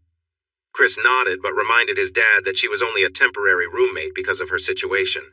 His dad smiled and said, "Your mom heard from Sandy Beck last night. Sandy thinks you're sweet on her, whatever that means." Chris got his dad a cup of coffee, heated the oven, and moved the foil-wrapped tacos to a covered dish before turning back to his dad. "I can't deny she's attractive, but our meeting has a story only she can share. So let me assure you our relationship is just friendly." "Sure, son. Keep telling yourself that," his dad said with a teasing smile before changing the subject to his work success and promotion.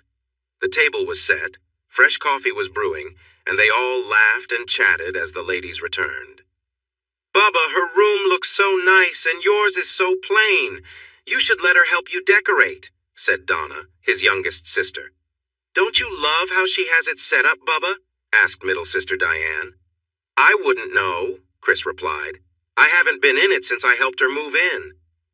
The women all looked at Jo, who shrugged and said, "That's right. Today was the first time I entered his room. But I agree it could use some color.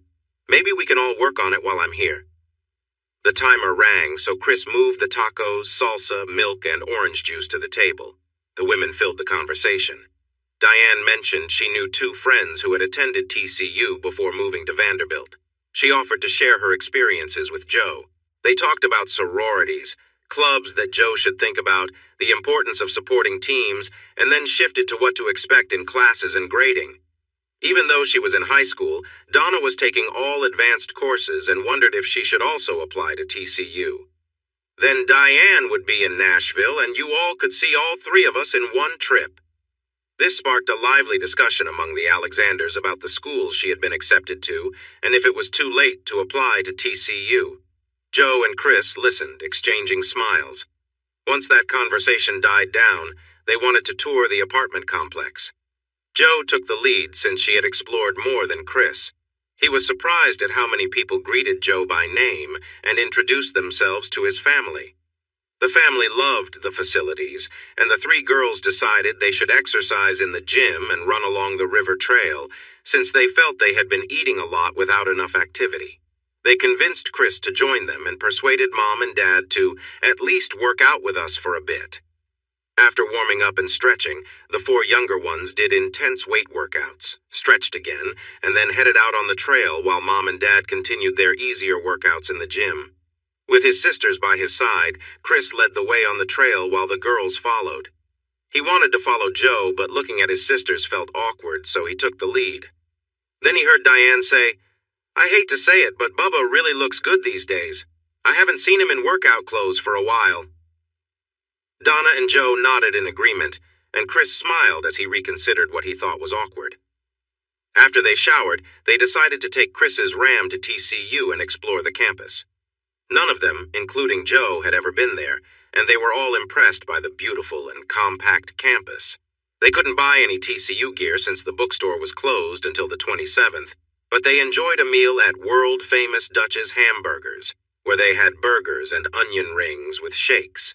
They then walked around the campus and the football stadium. The football team was in Phoenix for a bowl game, and the students were home for the holidays, so they managed to sneak into the stadium through a gate that was only loosely secured. Amon G. Carter Stadium was nice and small, but much smaller compared to Neyland Stadium, where Chris's Volunteers played. It had recently been updated, and there were plans for added seating and luxury boxes. Chris kept quiet, but he knew about the new construction starting in January since it was one of his projects. The other project was a new stadium for the Texas Rangers. He wasn't too excited about that one, but he was looking forward to the challenge. Back at the apartment, they brought gifts from the RV inside, and then Chris followed Dan to a nearby RV park where he had made reservations. After checking in and getting settled, they went back to the apartment. The ladies had beautifully arranged the gifts around the tree. Christmas songs were playing, and cookies for Santa were baking.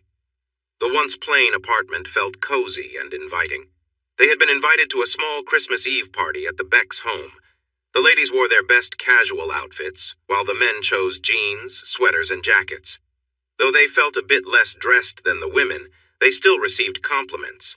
The party was lively, filled with many interesting people who enjoyed showing off.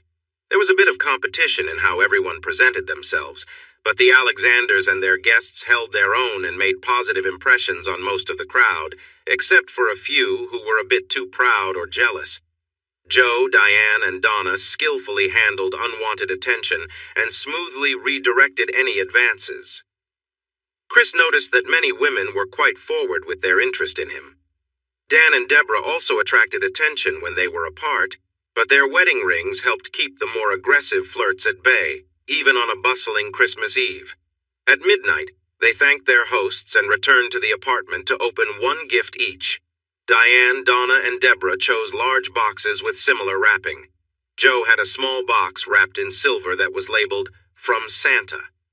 The others encouraged her to pick a larger box so they could match, and they all opened their gifts together. Inside, they found sweaters and stylish skirts with matching boots. Dan and Chris had similar gifts with new boots and finely crafted belts. As the night wore on and excitement faded, yawns began to surface. They hugged goodbye, and the Alexanders headed off to their RV park. Joe and Chris waved goodbye, exchanged awkward goodnights, and went to their rooms.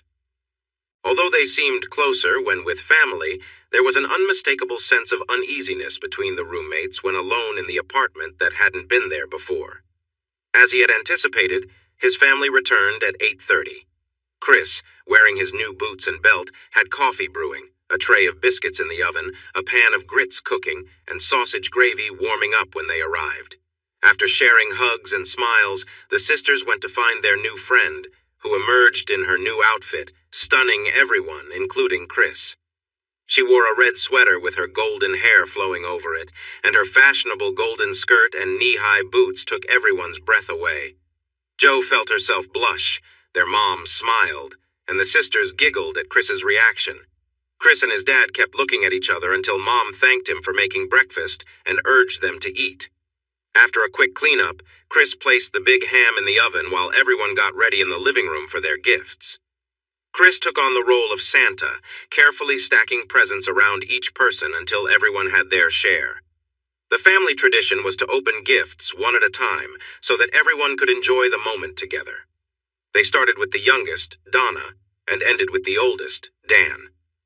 Joe held a silver-wrapped gift from Santa, but Chris playfully reminded her that gifts from Santa were opened last, so she put it back and chose another instead. For the ladies, the gifts included clothing, fancy perfume, and stylish athletic shoes and socks from Joe. The men received aftershave and nice shirts, but their big surprise was matching shotguns from Italy. Joe gave Chris a new pair of cross trainers that he had needed. She gave their dad a camouflage jacket for his bird hunting hobby, and he excitedly thanked her, making her smile brightly. After each gift was opened, hugs and kisses were shared between the giver and receiver. Chris got a soft kiss on his cheek when Joe opened her new iPhone, which had a note saying it was covered by his plan. Joe had teary eyes but managed to stay composed and said it was Diane's turn. After everyone else had opened their gifts, only the presents from Santa were left.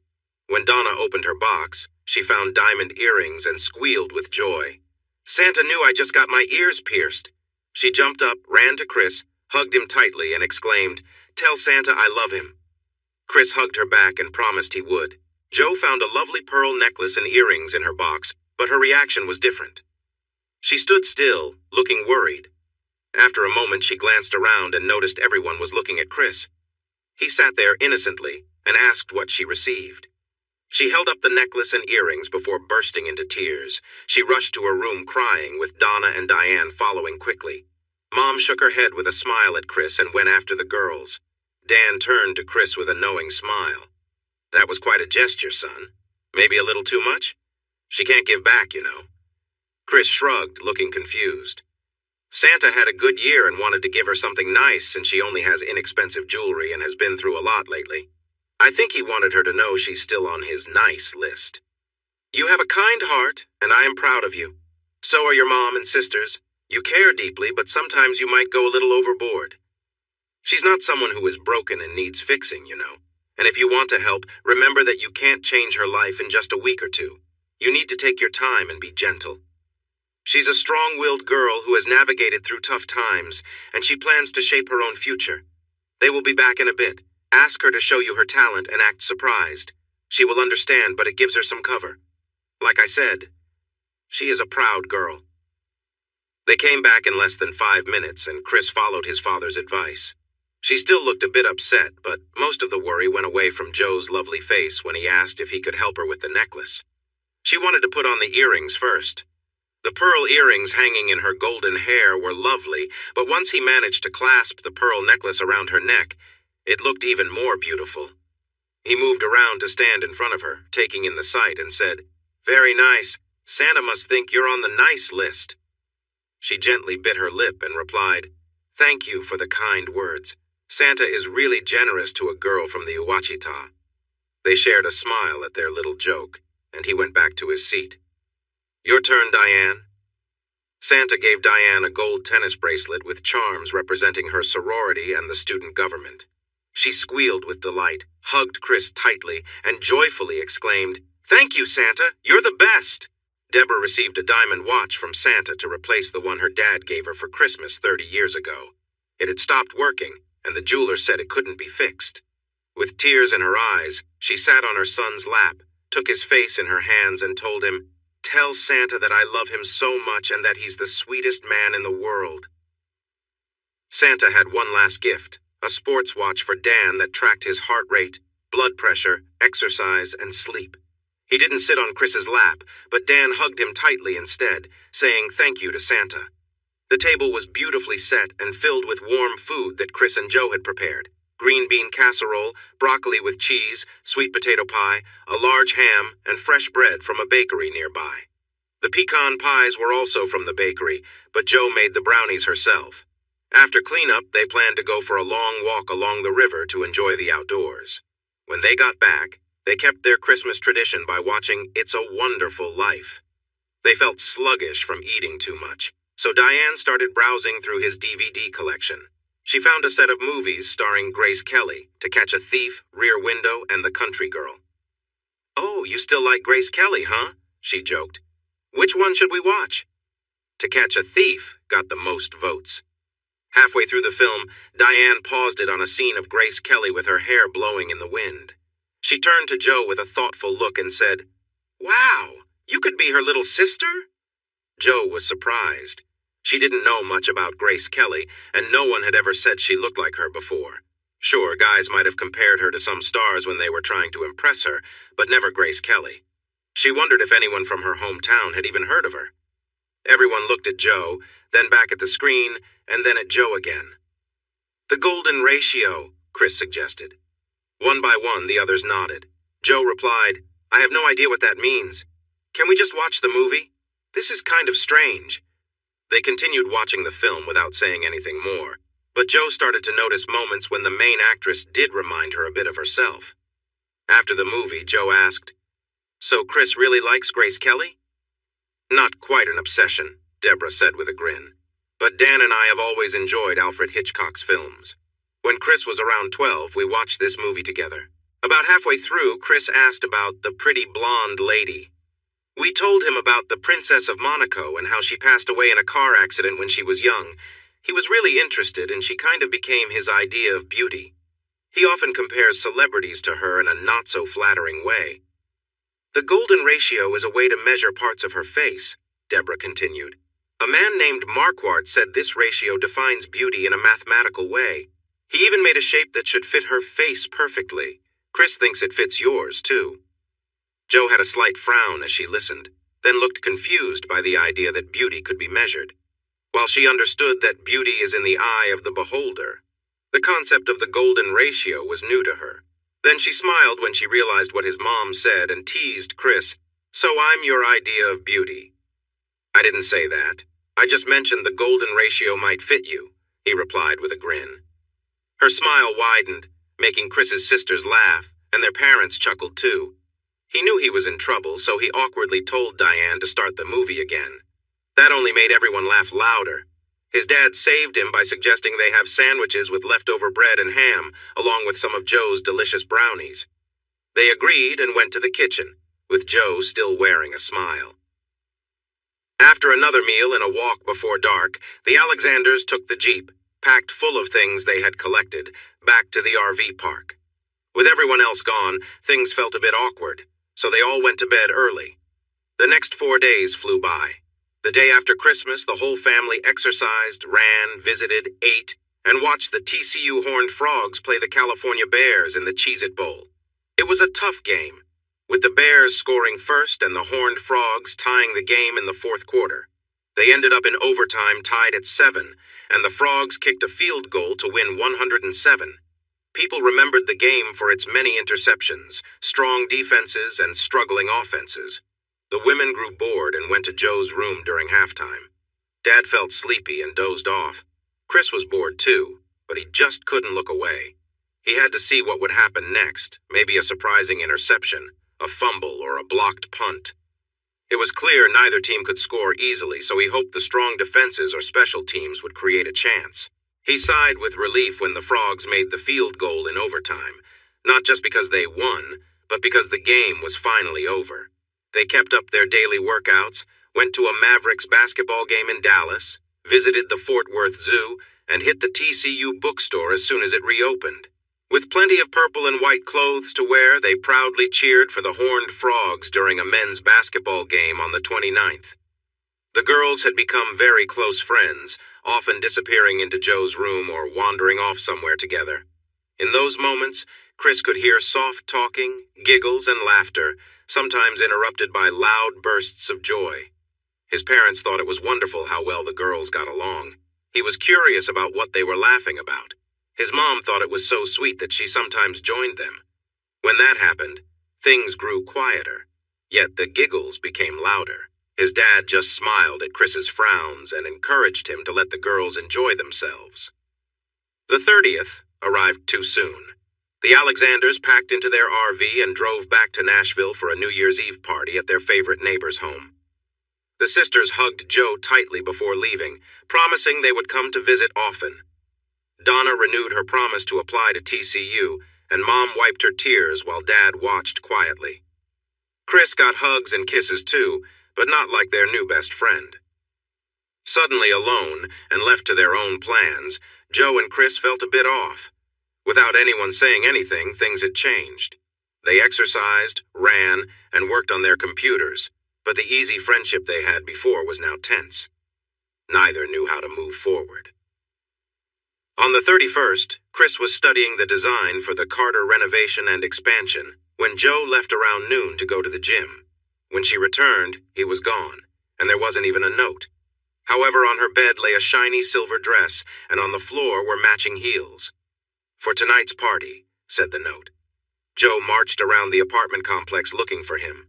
When she found him, she was ready to let him know how upset she was about spending money she couldn't repay. But no matter how hard she looked, he was nowhere to be found. She went back to her room, looked at the dress, and recognized it as the one she had hesitated over at Macy's. She ran her finger down the soft material, admired how it sparkled in the light, and then held it against herself while looking in the mirror. Wow, no wonder Chris bought it for her. He clearly thought she would look great in it. She sat down on the bed, laid the dress beside her, curled up, and had a long talk with herself. Chris didn't come back until an hour before the party was to start at 8. Joe was in her room, so he quietly began getting ready in his. He came out 10 minutes before the party started and took a seat on the couch. Joe appeared 5 minutes before they were to leave, looking stunning in her silver dress and high heels, with her pearl earrings and necklace. Although she still felt uneasy about his expensive gifts, when she saw his face, all her doubts faded. She was 18 and had never had a boyfriend before, but she recognized the admiration in his eyes. Suddenly, she loved the dress. His charcoal suit matched perfectly, and together they looked like royalty at the NYE Clear Fork Ball until the clock struck midnight. Not long after they arrived, Joe noticed that Chris wasn't the only one who thought she looked beautiful. Many people complimented her, and several even tried to ask her to dance. She joked with them but turned down their offers. As they had agreed on the way to the party, she danced with anyone who asked, including Chris, who asked often. He also danced with others. But Joe realized she noticed more than she thought she would. Too many beautiful women were drawn to him, and it seemed like many were making their interest clear. This made her feel uneasy. For the first time, she experienced jealousy about a man. Finally, around 11:20, after a persistent brunette in a revealing dress had been dancing closely with Chris, Joe turned down dance requests and ignored other advances. She made up an excuse to go to the restroom and then set out to find her roommate. After finishing his dance with the brunette, who smiled and said she would look for him later, Chris stood tall and scanned the room, searching for someone. He frowned when he couldn't find what he wanted, but then smiled brightly when Joe appeared and took his arm. "I have an idea, Chris," she said. "I know you've had many offers tonight, but what if we danced only with each other for the rest of the evening? Would you want to do that?" Wow. If the belle of the ball wants to spend an hour away from her admirers, who am I to say no? I accept, and I bet you've had more offers than I have. None included just dancing, Chris, unless you count dancing in cars, Joe said with a laugh. His favorite song started playing, and Chris offered his hand. She took it, and they were still on the dance floor, swaying together even after several more songs played. When the music stopped, the countdown began. 10, 9, 8. As the first notes of Auld Lang Syne started, Joe stood on her tiptoes, looking up into Chris's eyes, her hand resting on the back of his neck and her other hand holding his arm. He hesitated, then Joe gently pulled his head down and gave him a passionate New Year's kiss. Moving in his arms, she leaned closer against him. She wrapped her arm around his back, getting even nearer. Her dress didn't allow for a layer underneath, so she felt pressed against his shirt. She wiggled a bit more, which stirred something inside her. With the difference in their heights, she felt his body close to hers. She moved a little, feeling the warmth between them. In that kiss, all her years of fear and self-control melted away, and Joe felt a strong attraction to the man beside her. In that moment, she wanted to give herself to him without any hesitation. Chris was caught up in the feeling. He had noticed his growing feelings for the young woman in his arms, but to suddenly have her moving against him in the middle of a crowd, her mouth open, and sharing an intense kiss was surprising. His left hand was on her back, holding her close. Without thinking, his right hand moved down the side of her dress until it rested on her hip. Without wanting to, his hand continued lower, reaching for something he had admired since he first saw her in those jeans. His mind must have realized where they were because he slowly became aware of the people around them, watching them with wide eyes. He moved his hand back up to her waist, gently pulled her away, and softened the kiss so he could speak. "Joe," he whispered, holding her still. "We should go back to the apartment now." She looked up at him with dreamy eyes. He nodded toward the crowd and let go of her arms. She turned slightly to see the faces watching them. At first, she seemed confused, but then it dawned on her. It was the passion they had shared that drew everyone's attention. A very attractive young man with a lovely partner watched them from nearby. She buried her face against Chris's chest to hide from the stares, but she heard the handsome young man say, "Cindy, we better head home now or I might not be able to wait." "Not until we—" Cindy replied softly. She embraced her partner and showed the same passion she had with Joe. Her partner responded, and they moved together as the crowd sang songs of old times. Joe imagined how they must have appeared, wrapped in each other's arms. Chris gently pulled away just enough to lead his girlfriend toward the coat check, where the attendant smiled and handed Joe her shiny wrap. "Hope you had fun," she said, while Chris guided Joe out the door and along the walkway to their apartment, their arms around each other. They stepped inside before diving back into kissing and moving close again. Chris was not new to relationships. He had been with many women until he met Becky. After she turned him down, he took some time to feel sad but then returned to his old habits. Soon, he noticed that the joy he once felt had faded away, leaving him feeling empty and restless afterward. He had become quite good at charming women, igniting their interest until they welcomed him into their lives. On New Year's Eve, surrounded by a crowd, Chris and Joe had shared a moment so intense that it ignited something between them, a deep connection neither of them expected. Now, back in the quiet of their apartment, they found themselves alone. The atmosphere was charged, and Joe's presence filled the room with warmth. Chris gently brushed Joe's hair away from her face and looked into her eyes, seeing the same emotion he felt inside. Without a word, he let go of her hair and guided her dress off her shoulders, allowing it to slip gracefully to the floor. He lifted her effortlessly into his arms. She held on, resting her head on his shoulder as he carried her to the bed. With care, he laid her down on the soft sheets, and she moved slightly, making herself more comfortable as Chris stood nearby, taking in her beauty. Joe gazed up at him, her heart full, and she raised her hands toward him, signaling that she was ready. Chris smiled gently, removing her shoes with a tenderness that made her smile back. "Please," Joe whispered softly. "I've waited so long. Don't make me wait anymore." Chris's hands moved with care, making her feel cherished. He sat down beside her, gently helping her relax as he slowly eased the tension from the moment. Joe looked up at him, feeling the warmth of his presence and the love they shared, knowing that this night was special. The moment was about connection, trust, and love, two people coming together, sharing something meaningful.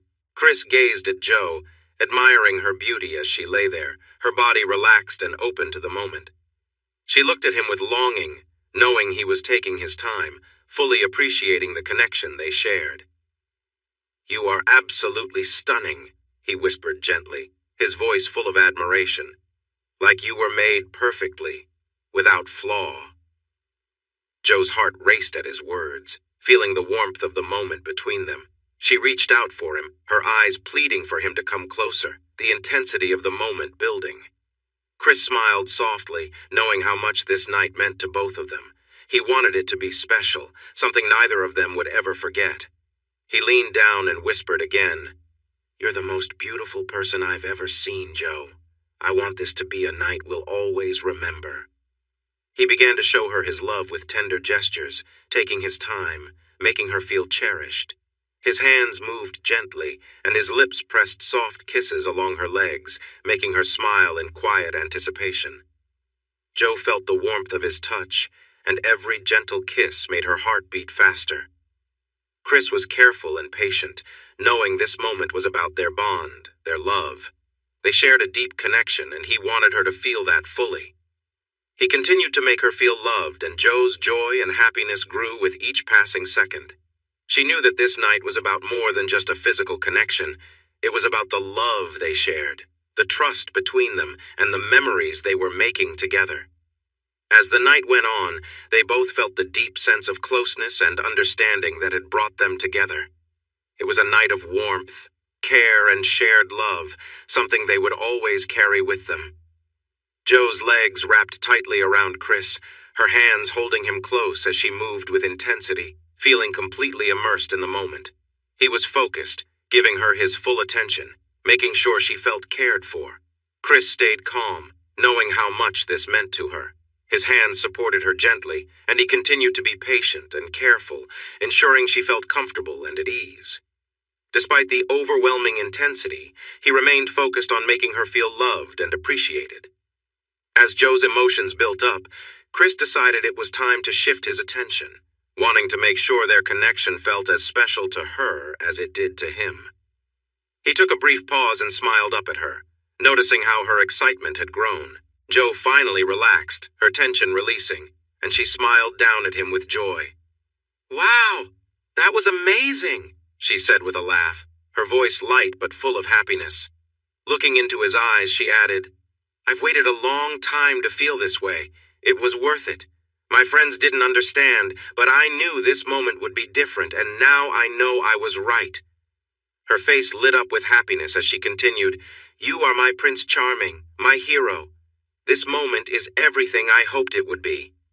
She smiled, clearly feeling a mix of satisfaction and joy, but then teasingly warned, "But if you don't give me a break, I might need to ask for some space.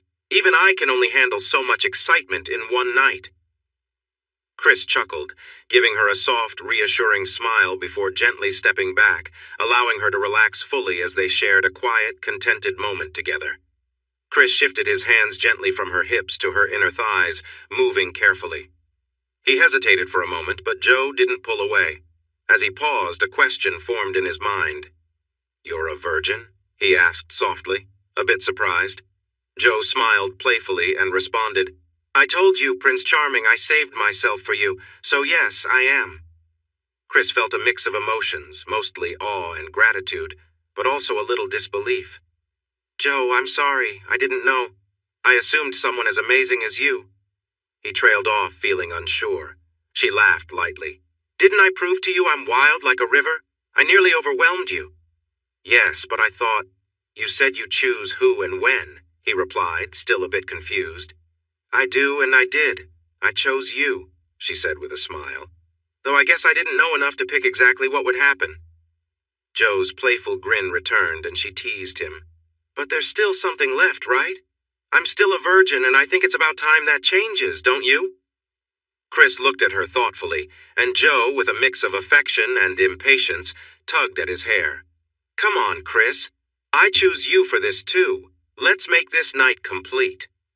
Chris smiled but didn't rush. He kissed her softly, letting the moment be about them, taking his time. Joe, feeling the growing connection, wrapped her arms around him, her excitement clear. As the night went on, Joe's playful nature returned.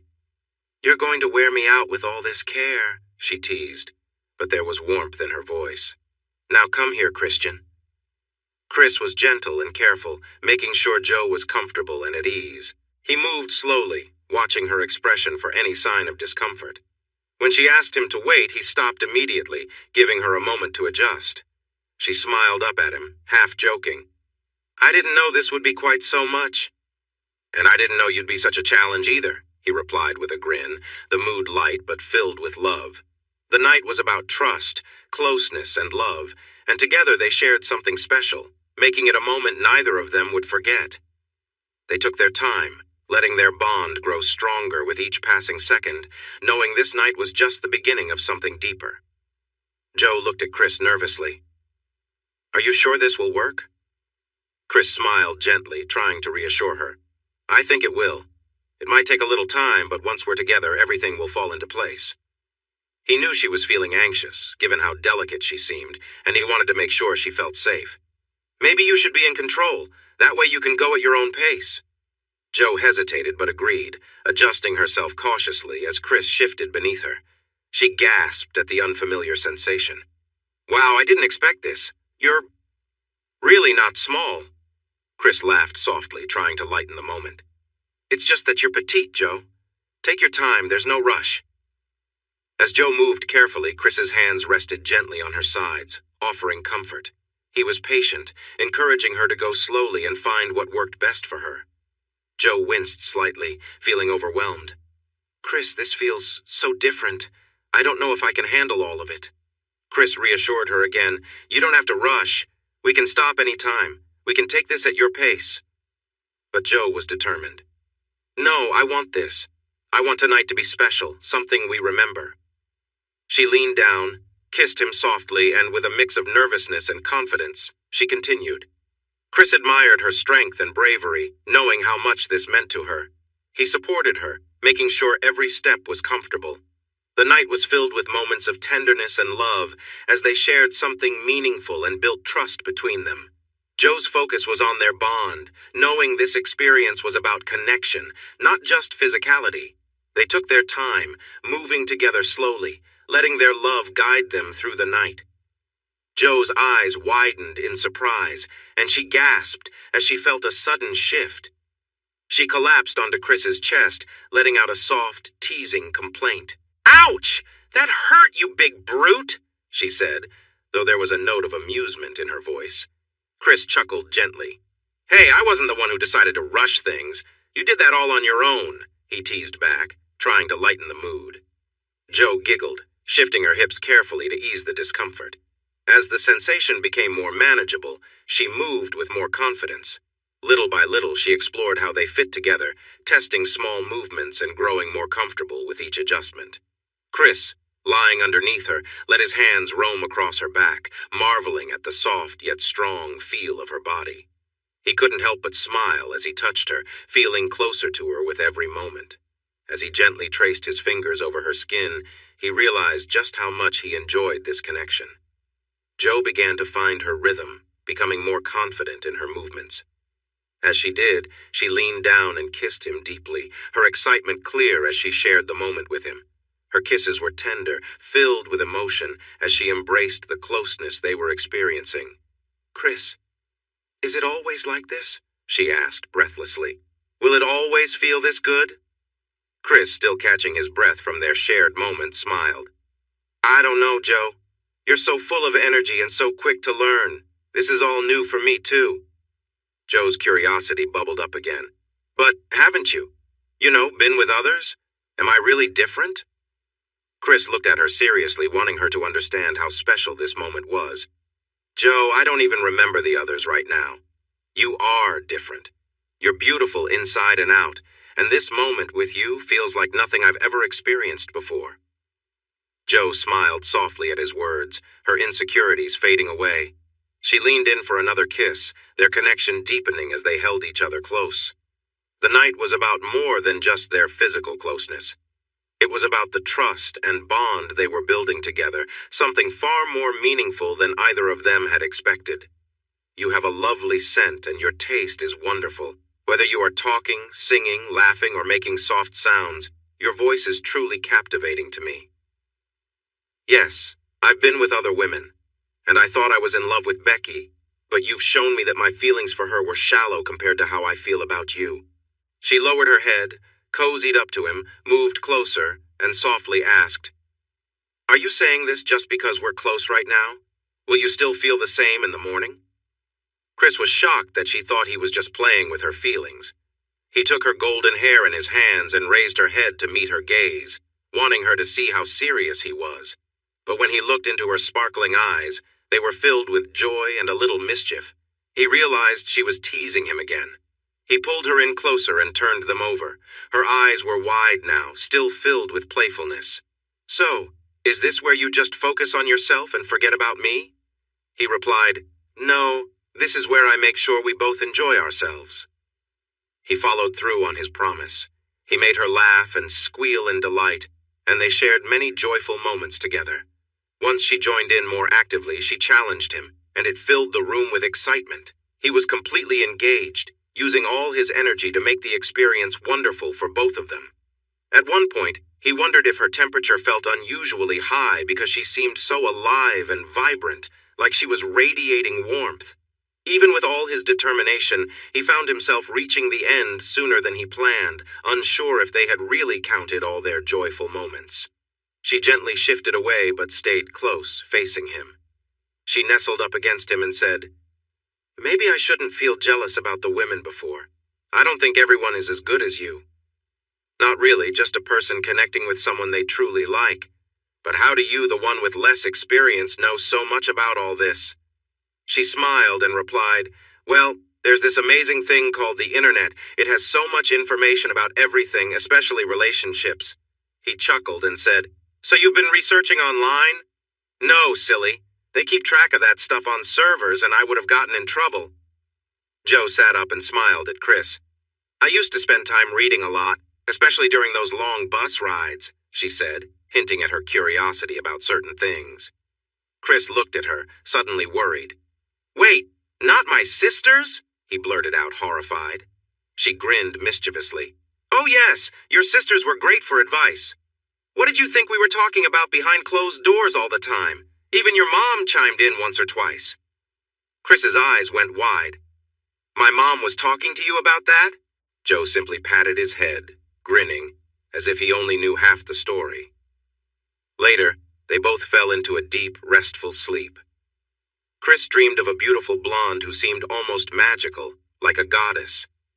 In the dream, she led him on a journey of discovery, showing him things he never knew. The dream was calm, peaceful, and filled with wonder. When he woke up, Joe was lying next to him, her head resting on his chest. She looked up at him with a playful expression. Chris couldn't help but smile as he admired the moment of quiet happiness between them. Suddenly, the silence was broken by the ringing of his phone. Chris laughed, ignoring the sound. "Let's not worry about that. Let's just enjoy the morning," he said, pulling her close. Joe laughed too, playfully pushing him away. "Not today, Chris. I need some rest. We can save the rest of the day for something else." She winked, teasing him lightly. Chris smiled, knowing they shared something special. The moment was filled with warmth and affection as they settled back into each other's company, enjoying the quiet morning together, free from any distractions or worries. She looked at his phone on the nightstand, smiled, picked it up, and put it on speaker. "Say hello," she signaled with her lips. "I'm sorry, but my car warranty hasn't expired yet. Call me back in 5 years," Chris replied. Joe had to cover her mouth to stop the laughter. "Chris, stop that. We're calling because Joe isn't answering her phone, and we want to wish her a Happy New Year." "Where is she?" Donna asked. "Don't you want to wish your sweet brother a Happy New Year?" he said, pretending to be hurt. "Happy New Year, Chris," they all said together, and then Donna asked, "Now where is she?" "I'm not sure. We went to the party last night. I had too much to drink, and she left with a big guy. No telling where she is now." "Chris," his sister yelled, "you better not be lying. Joe would never do something like that." "Don't yell. My head hurts, and I feel heavy."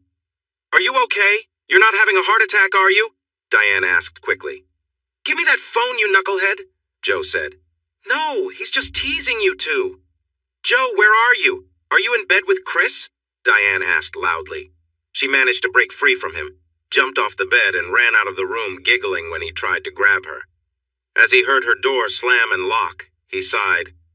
"No morning fun for you, brute. Might as well get up and make coffee."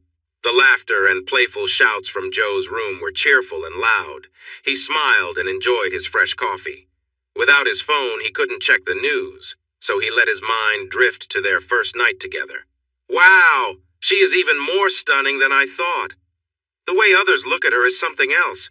If they ever see how amazing she really is, I might need to keep a closer eye on her," he thought. But now that she knows how much she enjoys being with someone, will she want to explore? She's so beautiful. How will I keep her close?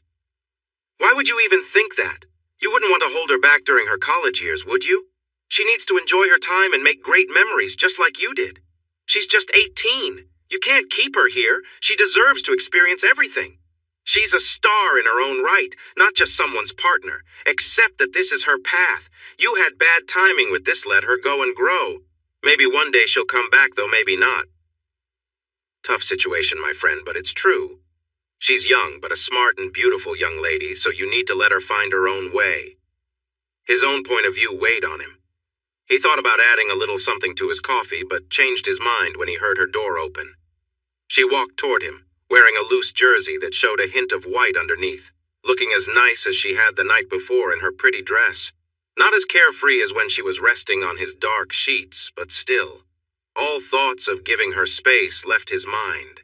Forget about the future. She was here with him now. She placed his phone on the counter, poured herself a cup of coffee, set it next to his, and sat right on his lap. I really love your family. They are all so sweet and fun, she said happily after giving him a quick kiss. I hope you're talking about my sisters. If my parents called you three, I'm going to change my number. She giggled. I didn't hear your dad's voice, so I don't know where he was. Please don't tell me my mom was there listening to you all talk about last night. Not the whole time, silly, she laughed again. She just came in to say hello and wish us a happy new year. Okay, that's better. So what did you tell my sisters? He asked, half joking, expecting too much. Do you really want to know? She asked playfully, shaking her head. Maybe not. So how is the little kitty feeling now? Ready to have some fun? Maybe after a nice walk to the hot tub and an hour of relaxing, but not just yet. Well, let's get moving, he said cheerfully. Time is ticking. Coffee, breakfast, get dressed, walk to the hot tub, then we'll see how things go. But first, I need more coffee, and then you need to make me breakfast. You can't expect me to burn all my energy without feeding me. I can't get you coffee or make breakfast with someone sitting on my lap, can I? Do you really want me to move? She asked, shifting playfully on his lap. Well, maybe not right now, he replied with a smile. She sipped her coffee and talked about the fun they had dancing the night before. Then she shared stories about the people she met, the guys who danced with her, and some girls she thought were being too interested in Chris, saying he should stay away from them. He listened, smiling to himself. She was young, but sounded just like some of the other girls he had dated. Do you want breakfast, or are you planning to sit on my lap all day talking about the dance? He asked, pretending to be annoyed. She stood up. No, I'm letting you up because you need to make me another cup of coffee. Yours is better than mine, and then you need to feed me. I'm starving. He made her coffee, then cooked her breakfast and ended up feeding her literally. She sat sideways on his lap. She fed him, and he fed her. He didn't realize how he looked when the spoon got close to his mouth, but she was really cute when he pretended to fly the spoon like an airplane, making noises and moving in loops before he placed the food in her mouth. While he enjoyed delivering food like that, she liked to kiss him right after he took a bite or had a sip of coffee or milk. Breakfast took twice as long as usual, but the last few minutes were filled with her sitting close to him and being playful. He wondered if he should try something more with her, but he saw that she still felt some discomfort. After they cleaned the kitchen, they put on their swimsuits and flip-flops and strolled to the hot tubs by the central pool, holding hands and chatting. When Joe removed her cover-up, he noticed and appreciated her. Joe glanced down, giggled, looked around, and said, Not yet. Let's see how things go in the hot tub. As they prepared to enjoy the hot tub together, 2 more couples came outside. She was sitting on him, and he was being affectionate towards her when they heard the friendly voices. She returned to her seat beside him, and he leaned forward a bit to be less noticeable. There were 2 hot tubs, but the other couples spotted them and came over. I don't know if you remember us from the dance, but I'm Mary, and this is my husband, John. This is Don and his wife, Lynn. They recognized each other, and Joe and Chris invited Mary, John, Don, and Lynn to join them. Chris was glad the bubbles hit him a bit, and Joe was drawing attention from the men. Chris sat next to Joe with Mary beside him, then John, Lynn, and Don filling up the space. While it was an 8-person hot tub, it was already getting cozy with everyone so close together. The conversation flowed easily, with Joe asking about where they were from and what they did. John and Don had recently graduated and were working for a nearby cybersecurity startup. They were pleased to learn that Chris had a degree in engineering along with courses in management and business. They even joked about their fraternity connections, sharing laughs and secret handshakes. Mary and Lynn were seniors and proud of their achievements. Everyone was surprised to learn that Joe was a new freshman. "We thought you were at least 21, Lynn exclaimed. "Oh my goodness, you're very mature for your age. You and your, what, boyfriend, or are you married?" Joe looked at Chris, who smiled at her. "He's my boyfriend, my new boyfriend." "Well, new or not, you two made a big impression at the party last night. You in that sparkling dress and those lovely pearls. You stole the show. And Chris in his matching suit, wow. Half the people there wanted to talk to you, and some tried to talk to both of you." "None of us did, though. We're all newlyweds, but we did chat about you." Dawn turned to Chris. "So, how old are you, Chris? What's your story?" "I'm the oldest in the group," he said with a laugh. "I'm 25. I work for Beck Construction as a project manager." "Project manager at 25. That's pretty impressive. Built anything we'd recognize?" John asked. "Not yet. This is my first time in Texas. I've been working in Tennessee, where I'm from, and in Arkansas, where I met Joe." "Okay, sounds like a good story. Tell us," Mary insisted. Joe smiled at Chris. "Your turn." Chris started to share the straight facts of his story, but he liked these people and felt playful. "This lovely girl here is so talented she graduated high school early. TCU offered her scholarships, but she needed a ride down here, so I offered to help. We chatted, and she mentioned she was from the Ouachita region, wearing faded jeans. I began joking about an old country song, Joe and the Cowboy. You guys look confused. Never heard that song?" They exchanged glances, shaking their heads in confusion. Joe chimed in, "Of course they haven't. You're an old millennial who loves classic country. None of us younger folks know about that stuff." "Hey, you do. You sing it. Come on, sing with me to help them out," Chris pleaded. She shook her ponytail playfully, but the smile on her face showed she was in a fun mood too. "I know you want to, so I'm going to get us started, and I hope you'll join in." He turned to the others and said, "By the way, she sang this with me on our way down, so don't let her fool you. She knows classic country music too. Life can be fun on the highway when you're driving through Arkansas. I won't forget the day I met the girl from the Ouachita River. While I was passing through Little Rock, I saw her waving for a ride. I stopped to let her in and saw a glimpse of something special in her worn jeans." Chris splashed water on her arm to get her attention, and as the chorus started, she smiled and joined in. "Wild like a rushing river, Joe holds my heart in her hands. Sweet country girl, I'd give anything to be your full-time partner." Joe looked at him shyly when she started singing her part, but his happy smile made her voice more full and warm. She said, "Thanks for stopping. My name is Joe. You look like a cowboy to me. I see from your car that you're from Tennessee, and you're a handsome cowboy, probably the best-looking guy I've seen." I replied, "You're not so bad yourself for a country girl in those cute jeans." Wild like a rushing river, Joe holds my heart in her hands. Sweet country girl, I'd give anything to be your full-time partner. They sang the whole song, smiling at each other, and got a round of applause at the end. "That is so sweet," Mary exclaimed. "You two are adorable. I'm now a fan of country." Chris noticed the surprised looks on John and Dawn's faces after her interruption. "She can sing too? Like that?" John asked in disbelief. "Joe, you should join Tri-Delt. We're the best sorority on campus, and we win the talent show every year. I can already picture our next trophy after you shine on stage in April." Joe quickly answered, looking a bit worried. "I can't join a sorority. I need to keep my grades high for my scholarships, and honestly, I can't afford it." "Joe, we have tutors for every subject. We have the highest GPA on campus. I bet we can find a scholarship for you right after the sisters meet you. Where are you living? We have an opening in the house for spring." Chris saw that Joe was feeling overwhelmed, so he stepped in. "Those offers are wonderful, but Joe needs to meet her advisor on the 7th to figure things out. Remember, she was a high school senior in Arkansas just a short time ago, so she's still getting used to everything." The girls eagerly offered to show her around, help her register, and introduce her to others who are back on campus before classes start on the 10th. Joe looked to Chris for support. He hugged her and said, "How lucky can you get? We're heading to the hot tub for a soak, and you've got seniors to help you out. You'll have all the registration forms filled out and know more about TCU than any new student by the time classes start." She gave him a proud look and said, "Actually, old fella, I've already completed all the registration forms. It's online these days." She turned to Mary and Lynn. "I would really appreciate your help with all this. To be honest, I'm feeling a bit stressed. I didn't decide to graduate early until late October, so all I had time to do was create a resume, fill out college applications, write essays, and finish my high school courses. My high school counselor told me about the TCU scholarship offers on November 16th. I turned 18 2 days later, got a ride down here with Chris that night, and, well, you know the rest.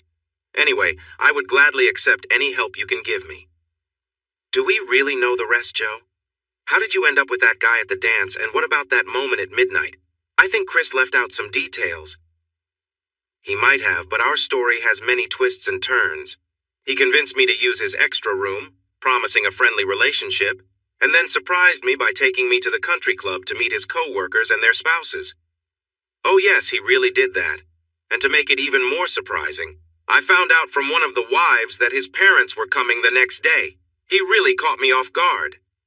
The girls looked at him with frowns. He raised his hands and said, "What?